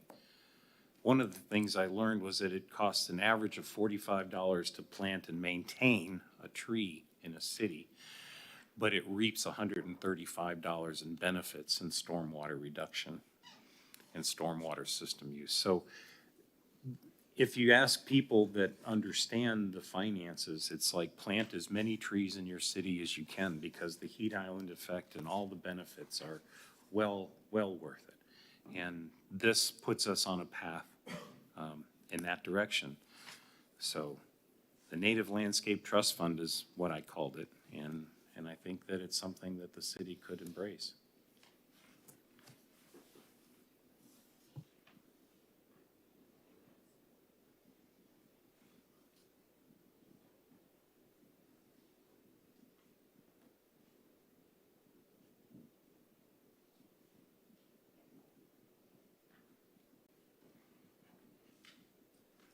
So this would be different than the fines that they're paid into, that are being paid into the mitigation fund when they destroy trees. This would be that mitigation fund. This would recover the intent of the original tree mitigation fund. Except that we're broadening it from not just trees, but we also want to consider the native plantings. I think impacts to native, non-developed, non-disturbed land should be higher than those that are disturbed. You know, if something's already been built upon and you're redeveloping, then the impact from that is a whole lot less. But I still think there should be a benefit to them if they use low impact development and they regain some of that development fee back. Impact fee or whatever you want to call it. But we have this canopy preservation policy that people are paying money if they, you know, are taking out more of the canopy and not, you know, not adhering to the canopy policy. So you're You mean in Yeah. the preservation ordinance? Yeah. Yeah, I understand that. Right. This doesn't subsume any of that. Well, what I'm proposing is that we initiate essentially an impact fee for the impact that it's having, that this new development is going to have on our city. There's impacts to sanitary sewer, there's impacts to stormwater runoff, there are impacts to new water resource requirements. There's excess black water being produced and effluent that comes out of our sewage treatment. All these things have an impact to the city that in one way or another, if not covered by the new development, gets subsumed by everybody. And it makes everybody's expenses to live in the city more. And I don't think everybody wants to be paying more taxes to help some developer create a new development. I think what we should be doing is appropriately charging an impact fee based on that development, not following LID. And when they do, then they don't get as much of an impact fee. I mean, it's an incentive in that sense. And how much they get back depends on, well, if they do LID, I think they should get half of it back. Let's just say that. And if they get 80% native plantings or more, then they should get another 25%. And that remaining quarter will be used then to do the management and maintenance of growing our canopy throughout the city. So this impact fee would be over and above if there's a punishment for taking out too many trees in the tree canopy protection. The tree mitigation fund would still continue. This would be in addition to the tree mitigation fund? The tree mitigation fund has gone away. That was subsumed in a beautification fund, which then got turned into our monument fund, okay? But So that's gone. Yes. There are still fines that supposedly are being imposed on developers who can't Yeah. follow the Right, because canopy in the protection tree ordinance. protection ordinance says if it's 20 inches or bigger, then they get fined. Used to be 6, Right, I know. all right? And maybe we should go back to 6 inches and start making that mitigation fee based on a 6-inch diameter tree and up. And that's how this gets fueled. But it has to be something to that effect. It has to be some number. And to me, I would prefer this Native Landscape Trust Fund be what the old tree ordinance was, but broader and with a purpose. And that purpose being to actually grow an urban forest and to manage and maintain that urban forest. At the same time, we're also promoting new development to use LID and native plants. That's a win-win in my book. And the more native plants we have, the more birds we have, and, it's a win-win. So the other fund is gone? Yeah, we're building monuments now, big concrete structures And without any leaves. Is that what the fund's called? You can ask Eddie It's, for the it's still called a specific tree name. mitigation fund, and it's not gone because they set a goal of once a certain amount of monuments are created, then we get to split that fund 50-50, and the city gets to make monuments with 50%, and we get 50% as tree mitigation money.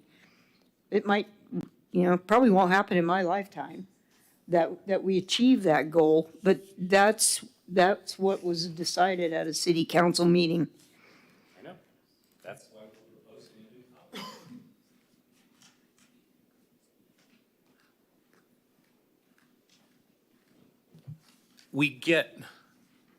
We never get 100% of the things we don't ask for.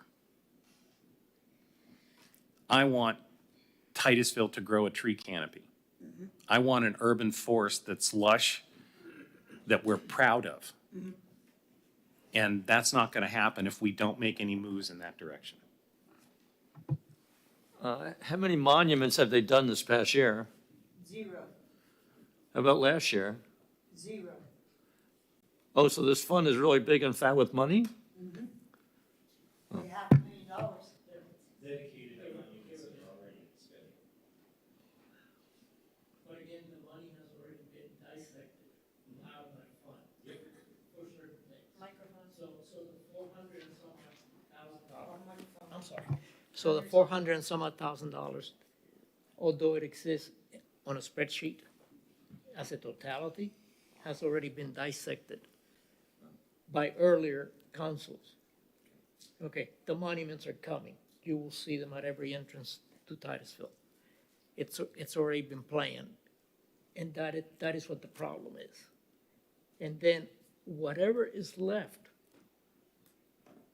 then it goes into some maintenance that the city has been doing, which is very minimal. And that is what my beef So has why is been. it taking so long? Because monuments are expensive. Okay, if you make them big enough, with enough glitz, okay, they do take time. They take engineering. You don't buy it, from a catalog. And so it takes planning, it takes positioning, it takes all those things that city takes time to do. In the meantime, you're amassing money. But it's going into that fund, not trees. They're not monuments, they're gateways. Gateways. Yeah, gateways. Welcome to Titusville. That's what they are. But anyway, those are my words. And because they increased the size of the mitigation size of the tree, they're funding it at a lower rate now. Right, yeah, there's not as much money rolling in as there once was. Okay, So where is there not a monument? I thought every time you come in town, you see something.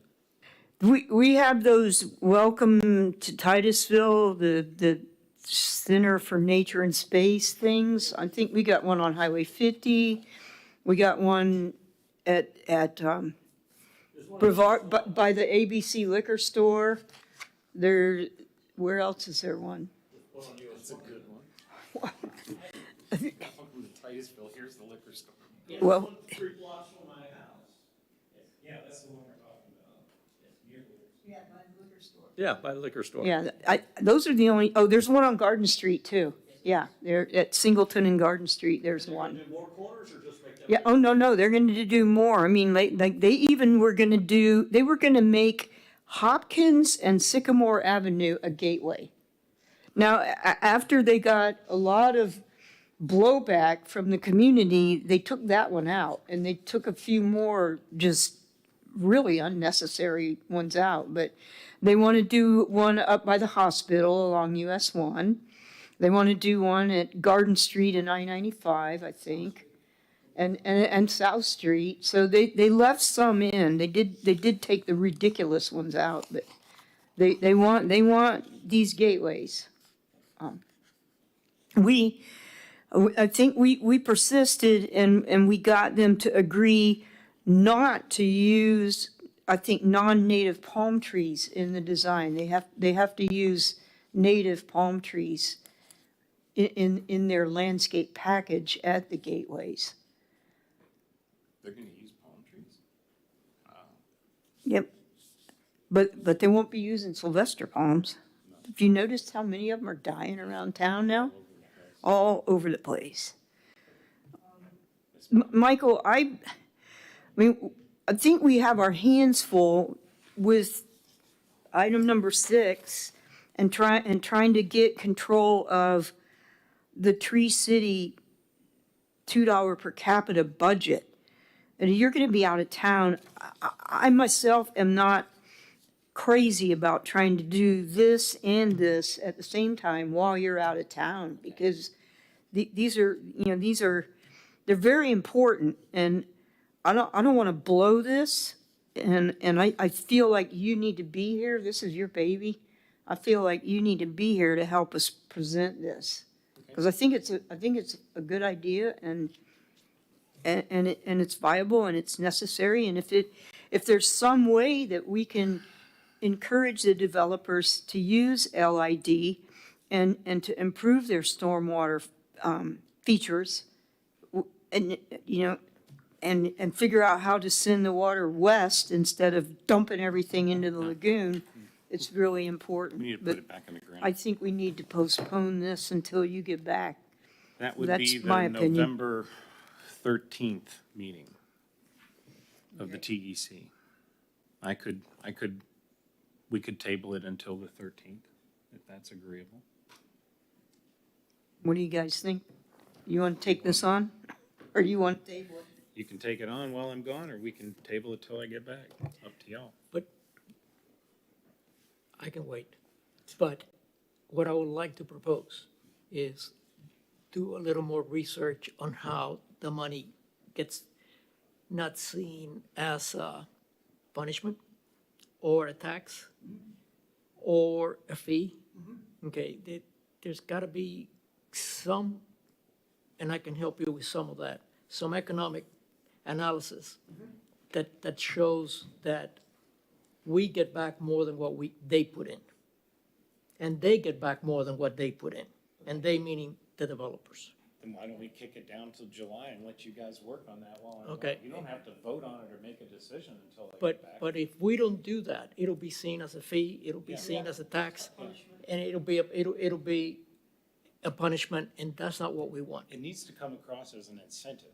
It is, exactly. Yeah. Exactly. And it needs to be, again, in an economic analysis, it needs to be shown that for every dollar they put in, this is what the people of Titusville get. This is what the city gets. Okay? And so, it's got to work, in my opinion, in that loop. Just asking for $2 or $3 or whatever, I don't think it's going to cut it with anyone. And you got the right percentages, I think. I keep looking at it.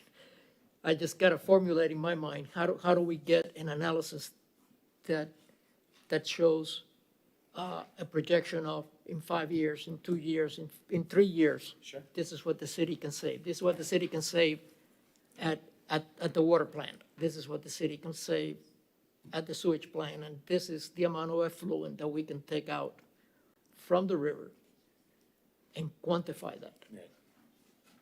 You know, if the city manager can have in his metric, like he did last year, the amount of lumber that he picked up on the river by weight, it was used as a metric. I'm sure we can do an analysis that goes a long ways from that and actually have some meat to it and some points. And we can go to city council and say, listen, guys, for every dollar we're gonna ask them to expend, you're gonna save 3. That'll open some eyes. So that's my 2 cents on that, and I'm willing to help with that. Well,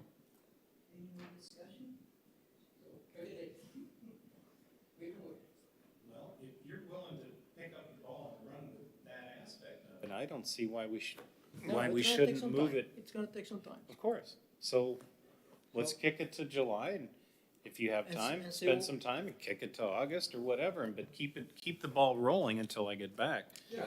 And, I mean, make some progress on it. The idea was Progress for is- all of us to Progress share is in. good.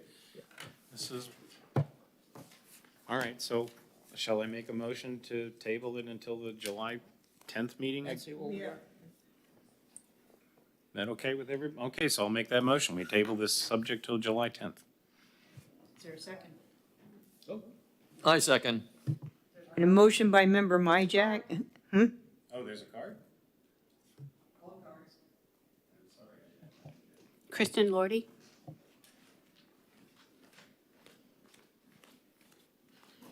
Kristen Larty. And I just want to comment on this one to give you some feedback of where I'm at, because I've been listening to it for the past couple of meetings. So I'm open to the idea. It sounds really neat, you know, the intention of it, and to wanting to build this and to be able to have some money to do the things that you want to do. And, you know, that part makes sense. The question that I have is the part of the impetus for doing it is that the city hasn't done right on the original pot of money that we thought we had, right? Which is the tree mitigation fund and the gateway projects, you know, and all of that, where that has gotten spent. And so the question, I have a couple of questions. One of them is where would the confidence be that, let's say this goes well, the policy gets adopted, and now we have the money coming in. How would the confidence be there that this new pot of money is going to be protected and used for the thing that it's intended, and isn't going to get scooped up and rearranged with some new, you know, fancy thing, or to replace, you know, something that the gateway who knows what the city could come up with. So where's the confidence in it? And then the other question is that, is there a way, and the answer might be no, but to put pressure on that original mitigation fund where we already have some policies in place for it? And is there a way to add these great ideas to that policy and put more pressure onto the city to say, listen, you guys have to do right, and you have to start allocating funds over to this like you promised? So I always start with the beginning, which is, are we positive that we need the new policy? And then if we are positive, then once we create it, how do we have the confidence that the money won't disappear and that we're not having this new conversation with the second pot of money for the next years? Those are my questions. Stated? Okay. Yeah, that's a good statement. I mean, in the policy, there needs to also be specific places where the money has to be spent. I would think so. When I first drew this up, I was thinking in terms of what our requirements are from a tree board. What are we being required to do to manage, build, maintain a tree canopy? And this is what I thought this funding would fuel into. It would be overseen by the tree board. It would be managed by the city's tree surgeon or tree arborist that we would have at our disposal. And that our plan for how we're going to grow and run and develop this urban canopy would be implemented through this plan. So my thinking is that the tree board, USA, and the city of Titusville would oversee how this fund would be spent. And unnecessary on a case-by-case basis. And I think it should go through the tree board. That's why I wrote it up this way. So when we pass this motion, we can when we get this all organized, we can define that then. Yes, absolutely. In fact, we should have it all defined before we send the whole package to council and have it all detailed out. So we have time to find out how it got robbed or moved or changed in the first Well- place, so it doesn't happen a second time? I don't know if beating a dead horse is gonna be, Well, you want to put guidelines that keeps it from happening again. yes, that would be good. In fact, this sounds like a very good reason why we should have a TEC workshop to get the citizens involved to design how we want this plan to go forward. That may be something you guys can do during the summer. Workshops are in our interest. And we're authorized to have them. We're authorized to have public hearings And workshops, yes. to implement our duties. Mm-hmm. And Where does it this- say workshops? Well, I may have used the wrong word. But I'll go back and find it. All right. Well, anyway, we have a motion and a second. Motion by member Myjack, seconded by member Young, to table this until July 10th. All in favor, say aye. Aye. Aye. Any opposed? Okay, we're moving on to new business. Do we have any new business, Abby? We do not. Okay, all right, we're back to petitions and requests from the public. Do we have a rule that you can, like, in the city council, you can only speak at one of the petitions and requests? Do not have that rule. We don't have that rule. We intentionally want people to participate in our meetings. And so we did not do that, and that's why we don't have the non-agenda items on the second half. All right, does anybody want to speak? No? Okay. Okay, we're moving on to reports. Abby, is there a staff report? Yes, I just wanted to remind you of the Natural Resources Public Engagement Project that we're in the middle of. So we just got past the initial stages of doing the TEC interviews, which I hope they all went well for you. And now we're moving into our first open house this month, which is May 30th, to be held in the council chambers from around 6 to 8 p.m. Right now, we're still working with the project team to kind of formulate the style of this workshop, but I can kind of give you a brief idea of what this would look like. We're interested in doing like rotating table exercises with staff at each one. So it's going to be like a mobile interactive experience for the public and TEC. So we will be putting that out on social media soon. It went out in our community development newsletter. We've been handing out flyers for this. The website for this initiative is still live. We're still having the idea wall, and we're taking input from the public through the survey. So please feel free to share the link to that. If you need that again, just email me. I'll be happy to share that with you again. And then we're looking at the TEC workshop to be June 12th. And then it's tentative, but I believe July, we are looking, or even past July, bringing back the draft strategies and recommendations that we received from the interviews, from the open house, and the workshop. And it will allow for feedback and recommendations before we create the final draft. So that's just kind of what this timeline looks like. If you have any questions or forget what this looks like, feel free to email me and I'll be happy to explain it.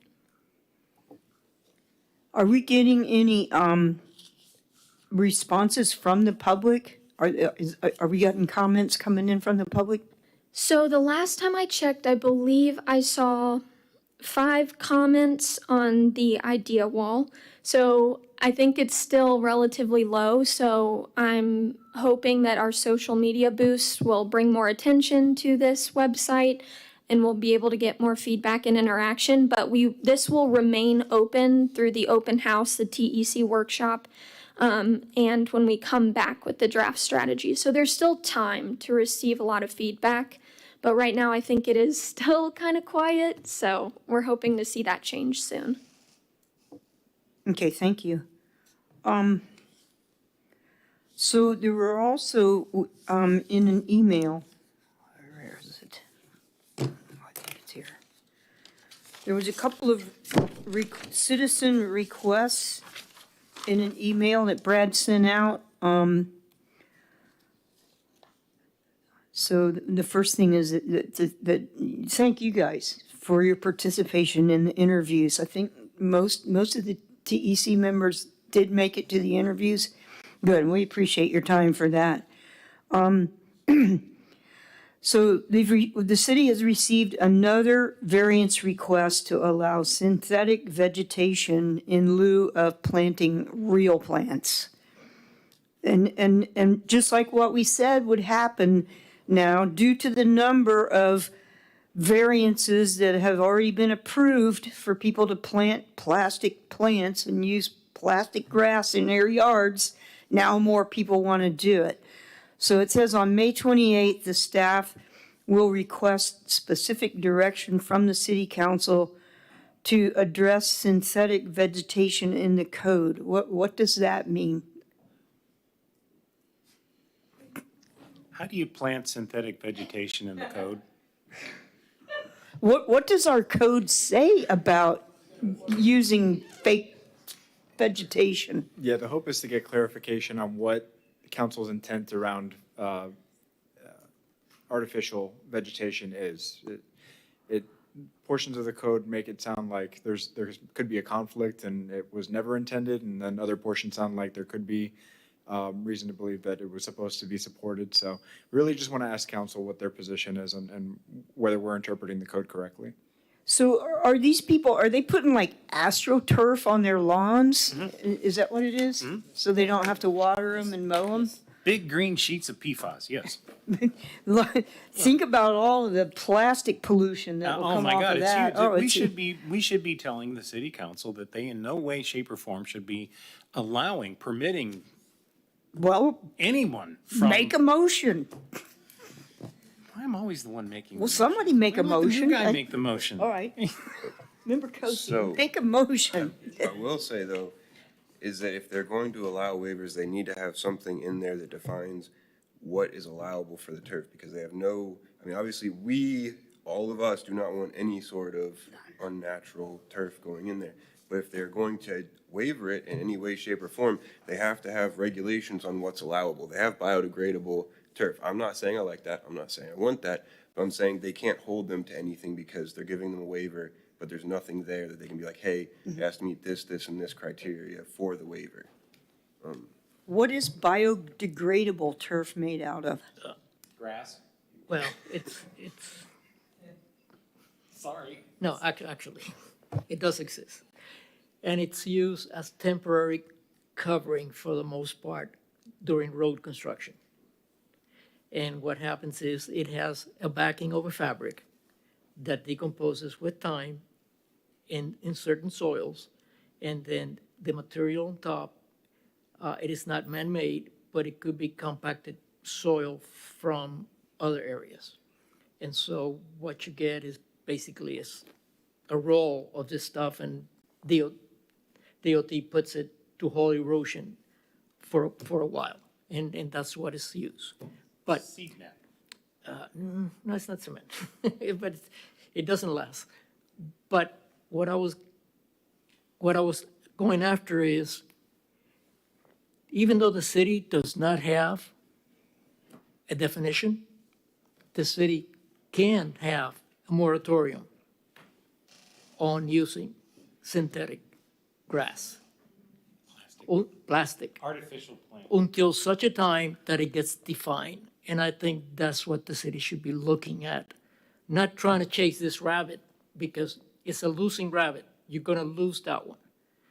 Enough lawyers will get together and they'll go, but you already approved it for 100 people. Why my 102 or 101 person cannot have it? The city can do that. They can go after a moratorium and says, you know what, until we understand this problem, we're not gonna allow it. Okay, and then buy yourself some time to get the science. Make the motion. Okay, so I think the motion is that we propose that the city request a moratorium on laying artificial turf, Plastic vegetation, plastic vegetation, artificial vegetation, okay? artificial vegetation, Non, Doesn't happen. actually non-organic, yeah. non-organic. Okay, that will go with a long ways. But I believe that the city has a chance to do that and buy some time to understand this issue. This is a new issue that cropped up in a development here in town for a lot of reasons. But it's not that hard, and the city does have it within their power to do that. So the motion is to propose the city to declare a moratorium on the usage of plastic, artificial, synthetic, non-organic vegetation. I think. Second. Until it can be resolved. Until it can be defined and resolved. Okay. Second still. All right. Still holds. So, Okay. okay? And I think the city is within their bounds to do that. Because they can declare a moratorium on just about anything they want for the fact that they got to study it. They don't understand the problem they just gotten themselves in. Should we add something about schooling the variance board about this sort of thing? If the moratorium is passed, the boards Well, are. they were the ones that have granted this in the first Exactly. place. But if the- So it seems like some schooling and education may be necessary That is on the part other of the board. time they need to do the schooling. What is lacking is some knowledge, some understanding, and what are the consequences that we're buying into. And so the motion is to take it up to the city council to declare a moratorium on the usage of plastic or non-organic, artificial vegetation. Until you do a study. So Can I say something? Absolutely, your light's on. You know, there's other things they can do. Are these people in love with this? Is that why they're doing it? Because you can always put concrete down and paint it green, okay? You can put gravel down, okay? So there's other things that can be done if you don't want to cut grass, okay? And so why don't we make something that says you can do those things instead of that? Should we come up with a list of things that should be done instead of that? Rabbit hole. But that is why you have a moratorium, so you can look and study what is available to the public at Lowe's and Home Depot and other places in order to do that. What Well- alternatives do they have? Well, I understand what We you're. don't have it right now. I understand what the moratorium does, and I'm trying to think about, you know, yeah, we're requesting this moratorium, but I think we need to make whoever it is that's doing this aware that there is something else to be done. Maybe they don't know there is something else to be done, They're smarter than that. and are they? Yes, they are. Okay, I'm glad you have confidence that way. But, so, you know, there's other things to do other than concrete, okay? So there's many ways of making your ground accept water in different ways. What? Asphalt. It's different than concrete. Yeah, but I'd rather not see that, but you could always use red brick with grass in between, and you can paint it. You can have people do artistic things, and like there's some walls that have pictures painted on them, and you could paint a picture on your ground that looks like vegetation. So there's other things to be done, and why don't they? Can I Is call that- the question? So, Yeah. okay. Okay, we get it.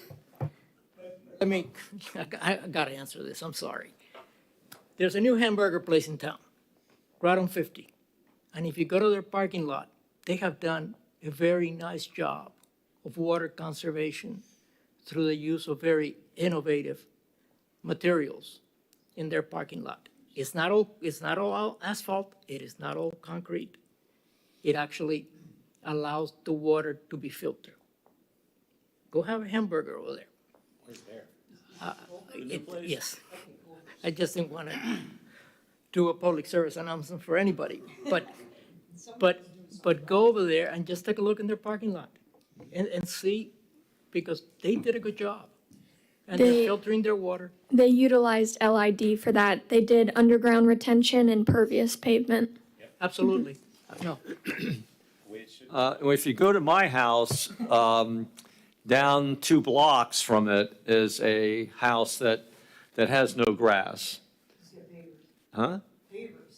No. No, what they have is regular plants that are native. So they planted plants, so they have 2 signs that says that this is native plants, not grass. Don't complain that I'm not cutting my grass. So people have bitched that their yard looks like crap with all this stuff all over the place, but they have plants that they picked that feed rabbits and birds, and so they don't have to cut the grass, okay? And so if you first look at it, it looks like someone didn't cut their grass, but then when you look at the sign and then look at it, oh my gosh, that's an intelligent, brainy person, not a moron that's doing something. Okay, let's move on, please. I don't mean to be, rude, but Okay. There's a motion by member Delgado.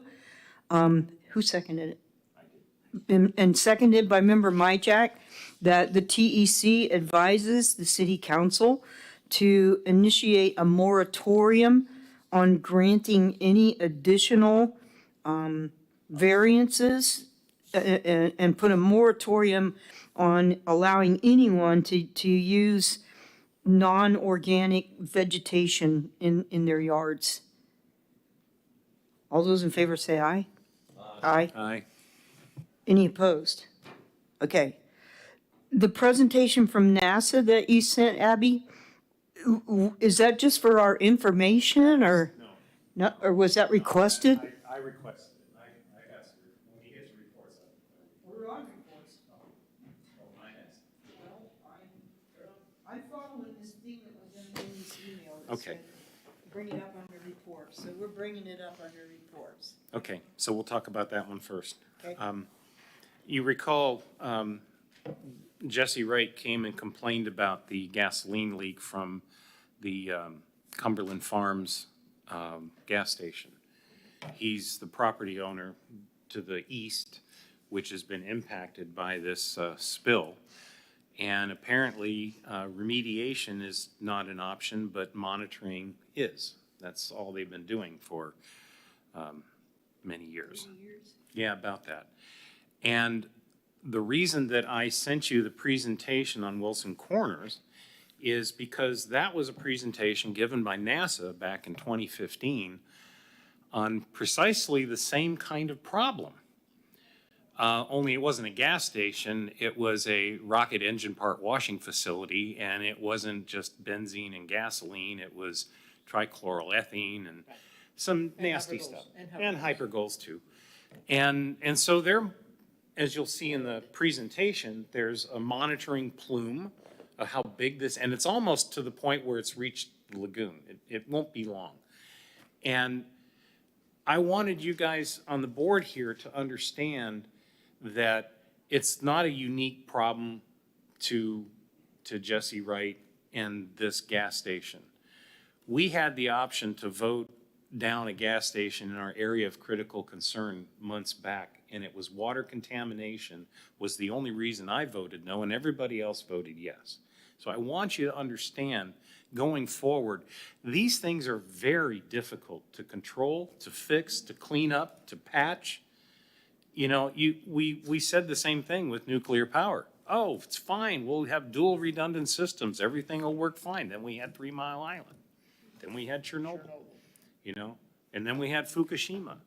And now we're looking at going all nuclear again because we can't afford to continue burning fossil fuels. So, you know, my point with all of this is that this happened on NASA property in the 60s.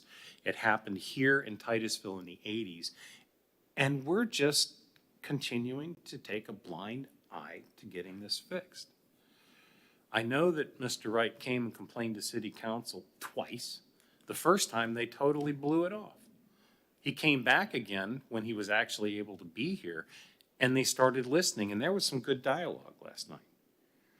But we, as the water board for the city of Titusville, should be taking a more proactive role, in my opinion, for how we would handle and fix and correct or remediate these things. Because what our city has chosen to do is just hand it off to the Department of Environmental Protection. Hands off, no problem, not my fault. Well, what about the people that live next door? Across the street. Or across the street, who may be contaminated and we don't even know it because they haven't tested? And you never find 100% of the things you don't test for. And if we're not looking, we're not going to find it. And we're not looking because we don't want to know, because we would have to pay to fix it up. And that's just wrong. So as the Water Resources Board, I want to ask you guys, what are we going to do to remedy these things going forward? When we find a leak, are we going to remediate that, or are we just going to hand it off to some entity in the state that doesn't really help? So that's why that report, that presentation's there. So take a look at it, read it, understand what NASA's doing, and see, why can't we at least do something here? The other is that I just got the report later part of last week that SpaceX has set out an intent to ask for an environmental impact study to bring SpaceX's Starship and the Super Heavy to launch from Launch Pad 39B. And they wanted they want 44 launches a year, and that's just the initial impact. The assessment we had before for the building that they put out at SpaceX won't have nearly the environmental impact that these Starship launches will have. And I want to let everyone here know that that rocket launching from 39A is going to close off our access to Playa Linda Beach. And if they're launching there at any kind of frequency rate where they're going to be loading and unloading, our ability to go and utilize our beach is going to be so drastically curtailed that I don't think the people have an idea of what's going to happen. This is just one impact to our quality of life, but there's others. There's the sound, the noise from this thing, the sonic impact and the vibrations, the amount of material kicked out, as we saw happen in Boca Chica. There are many, many environmental impacts that we need to be aware of and cognizant of. And so the first of these meetings are coming up in June. There's going to be 2 in-person meetings and then a virtual meeting. I don't have the dates for them right before me, but I did want to let you guys know that these are coming up and that the impact will be significant, and we need to make our comments available to SpaceX and to the FAA when they start flying these ships. Because I want to remind everybody, it's not just the FAA and Starship and NASA, it's also SpaceX, Space Florida, the United States Space Force, and our cruise industry. They all want to use this same little plot of land, and there's no oversight between any of these top-level national organizations. So we in Titusville are about to get overrun, and we should be making noise, and we should be involved and engaged, and I hope our city will do so. And that's my report.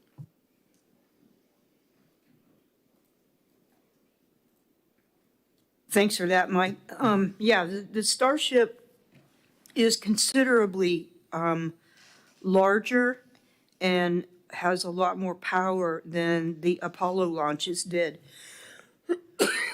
And the Apollo launches broke windows in Titusville.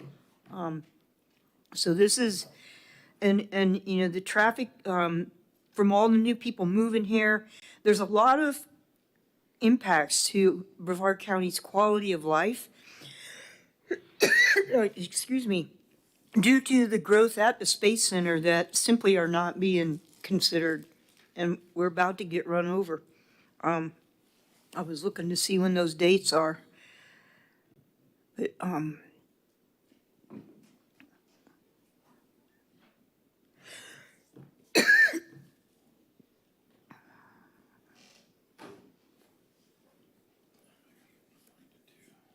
I can't find it right now, right off the bat. It was from Al, wasn't it? Yeah, anyway, it's like the second week of June. In fact, one of the EIS things is on the same night as the TEC workshop, which is June the 12th. I think the other one might be June the 10th or 11th. And then I think June 17th maybe there's a virtual one also.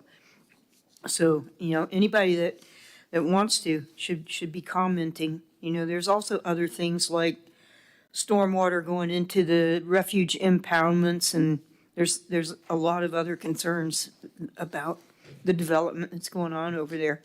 I got the dates. Okay, go ahead. The two of them are June 12th and June 13th. And I'm looking for where the engagement is. June 12th is going to be in person at the Radisson, Cape Canaveral, the Jamaica Room at 8701 Astronaut Boulevard in Cape Canaveral. And then the second in-person meeting will be on June 3rd, also 6 to 8. Oh, this one will be 6 to 8. The first one's 2 to 4 p.m. and 6 to 8. This one's just 6 to 8 on June 13th. And it'll be at the Kennedy Space Center Visitor Complex at the Space Commerce Way out on Merritt Island. And then the virtual? There's a virtual one. I don't know how I'm going to get you the URL, but there's a virtual meeting that occurs on June 17th from 6 to 8 p.m. Eastern Time. Okay, and they'll take public comment at all three of those, or at the two in-person meetings as well as the virtual meeting. Those are when the presentations will take place. The public can comment all the way up till June 24th. They will be accepting comments until June 24th. So the other request from a citizen was that a presentation was given to the Turtle Coast Sierra Club about the city of Cape Canaveral's work on sustainability. The person that requested this liked some of their ideas and what they were able to do with their smart rainwater park and how they are systematically going street by street, figuring out how to grow a tree canopy to help with their heat island effect. Yes, that was me. The requester would like to invite the Cape Canaveral person to give their presentation. I know who that is. His name is Zach Eichholz. Yep. He is the city of Cape Canaveral's chief resilience officer. He's done some amazing things with work in the Indian River Lagoon too. But the things that the city of Cape Canaveral are doing are really impressive. And I especially like this plan that they have for planting trees all over the city of Cape Canaveral. And so, that might be something we might want to have at one of our TEC meetings, is see if Zach can come up and do a presentation for us. I had actually asked Zach, I was, initially, well, my end goal was to get Zach before the city council. But to get him there, I think he needs to make a presentation before us first, and then we can direct him on what we think city council should see. Well, couldn't he do the presentation during the 5:30 meeting? Isn't the last meeting of the month the presentations meeting? Does he have to present to the TEC before he can present to the city council? Procedurally, no, but this board cannot decide who gets to present during the city council's 5:30 meeting. So your recommendation to council would be that they invite Zach to their 5:30 presentation meeting. Precisely. Okay, That's my motion. that's your motion? Is there a second? Second.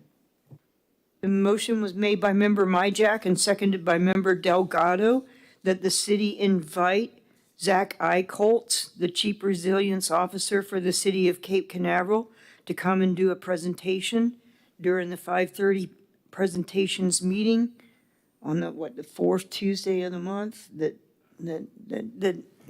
I think that they would benefit, from seeing what Cape Canaveral's doing and what Mr. Eichholz has been able to put together. All right, all those in favor say aye. Aye. So, Abby, do you guys take our recommendations and then present them to the city? Okay. All right, so does anybody else have anything that they want to say under reports? I lost my agenda. There it is. No? Okay. So discussion of future agenda items.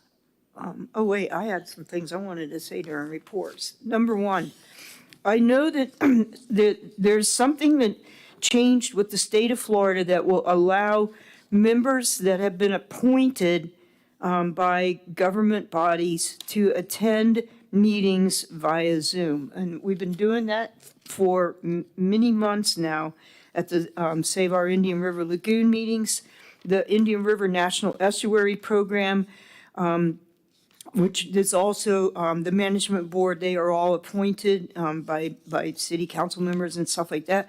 They are going to start allowing members that can't make it to a in-person meeting to attend via Zoom. So I don't know if you guys want to ask the city council again why, whether Michael can attend via Zoom while he's up in Maine this summer, and others of us that can't attend the meetings. I don't know, do we want to bring that up again? Make a motion. Self-serving. The way here, why don't you pass the gavel to me and let you make that motion? I don't have a gavel here. Here, This is good. my cell phone. Okay. All right, so I'm currently the chair. Now you can make your motion. Okay. I move that the city council consider allowing the TEC members who cannot make it to a TEC meeting in person be able to attend the meeting and vote via Zoom. Is there a second? Second. Okay. You're the chair. Oh, that's right. Any discussion? Okay, do we need a roll call vote?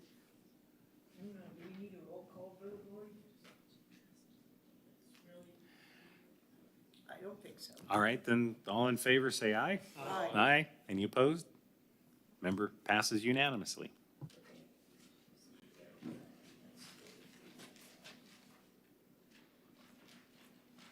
I just want to comment that Courtney Barker, who is the city manager of the city of Satellite Beach, she was at the Sorrel meeting or somewhere. I ran into her somewhere. Anyway, she told me that the city of Satellite Beach got $800,000 to use for planting trees from a grant. So do you know what organization they got it from, Hector?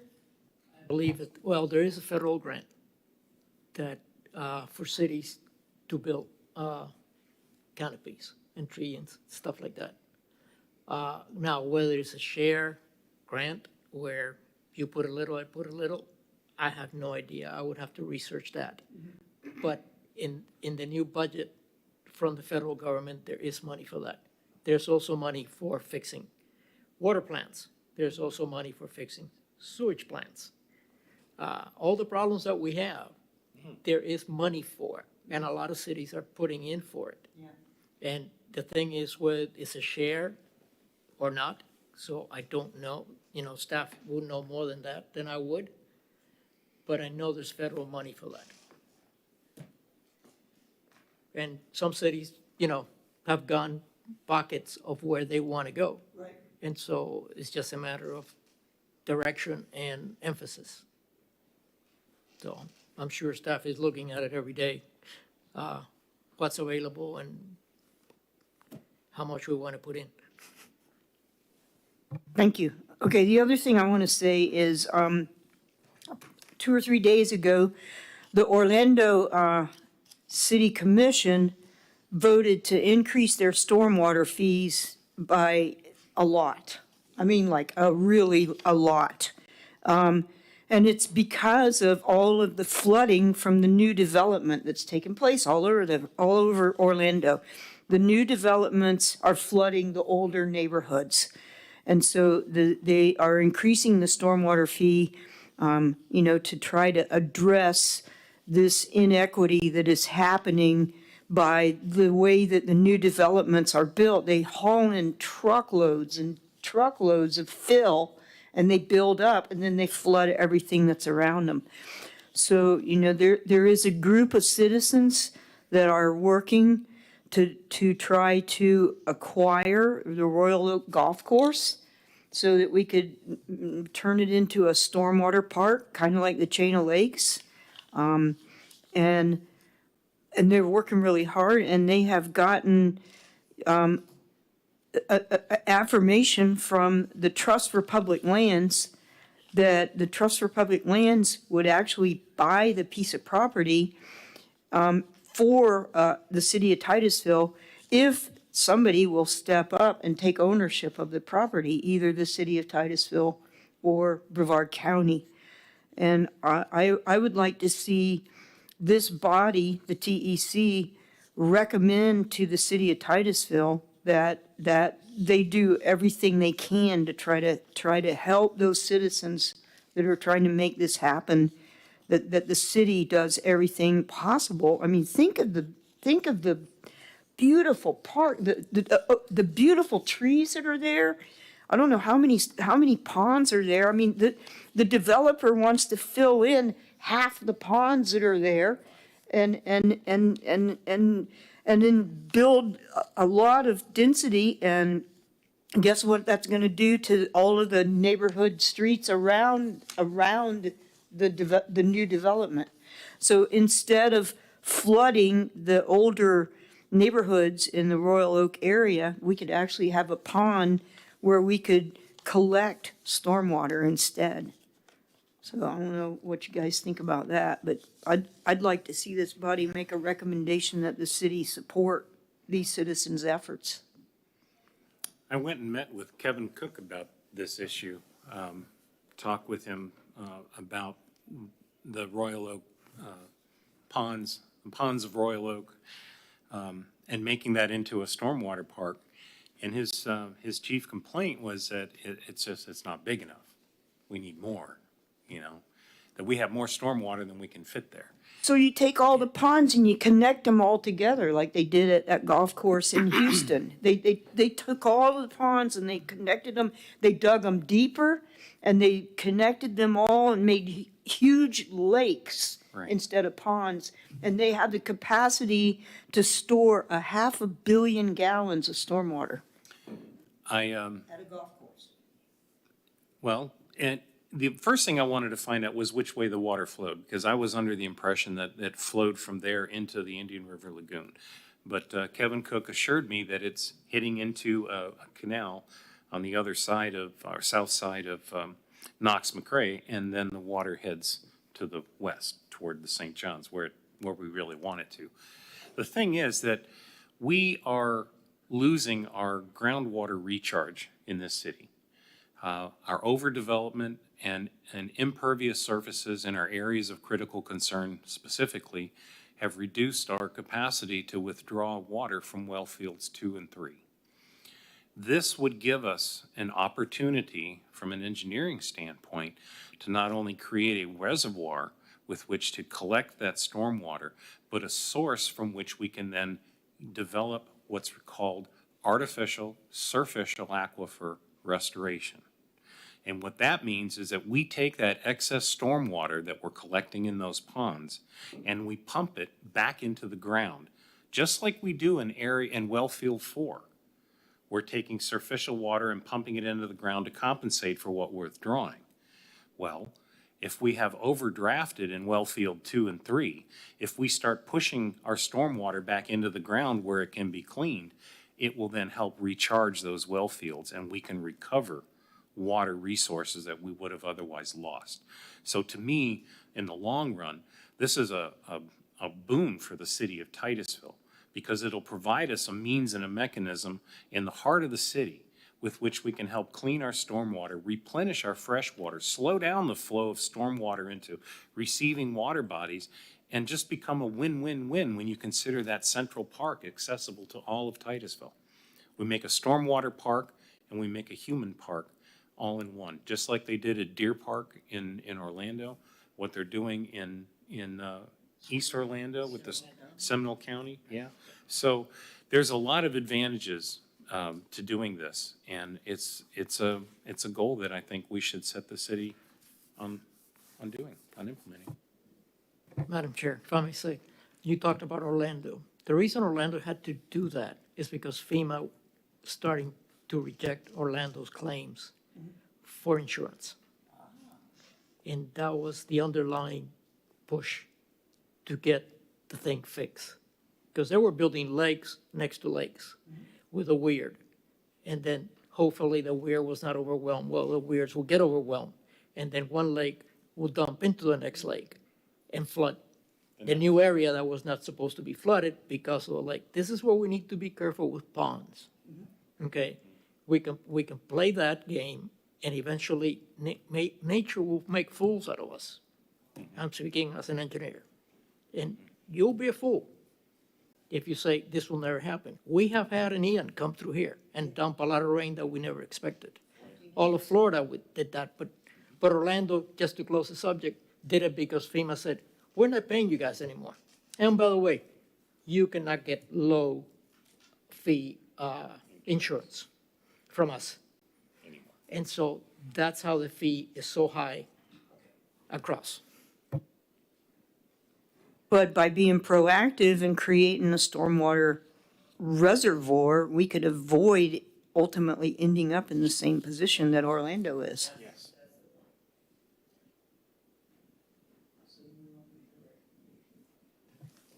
I think we should make a recommendation to city council that, that they give serious consideration to working with the citizens and acquiring this golf course as a park, future water park for the city, stormwater park, and aquifer recharge. I think that's a win-win for us in the long run, especially if we can get the Trust for Public Land involved, especially if we can help our stormwater situation. Groundwater recharge is just a benefit out of all of this. So I would make the motion that we would recommend to City Council that they support the citizens' request to build a stormwater park in the old Royal Oak Country Club. And by the way, be careful what you wish for. City of Titusville spent a lot of money 30 years ago, 20 years ago in well injection, and it failed. Rockledge spent even more money than that, putting water back and injecting it back into the aquifer. We have a fairly unique situation with our rock formation against the St. John's, against the Karst Formation.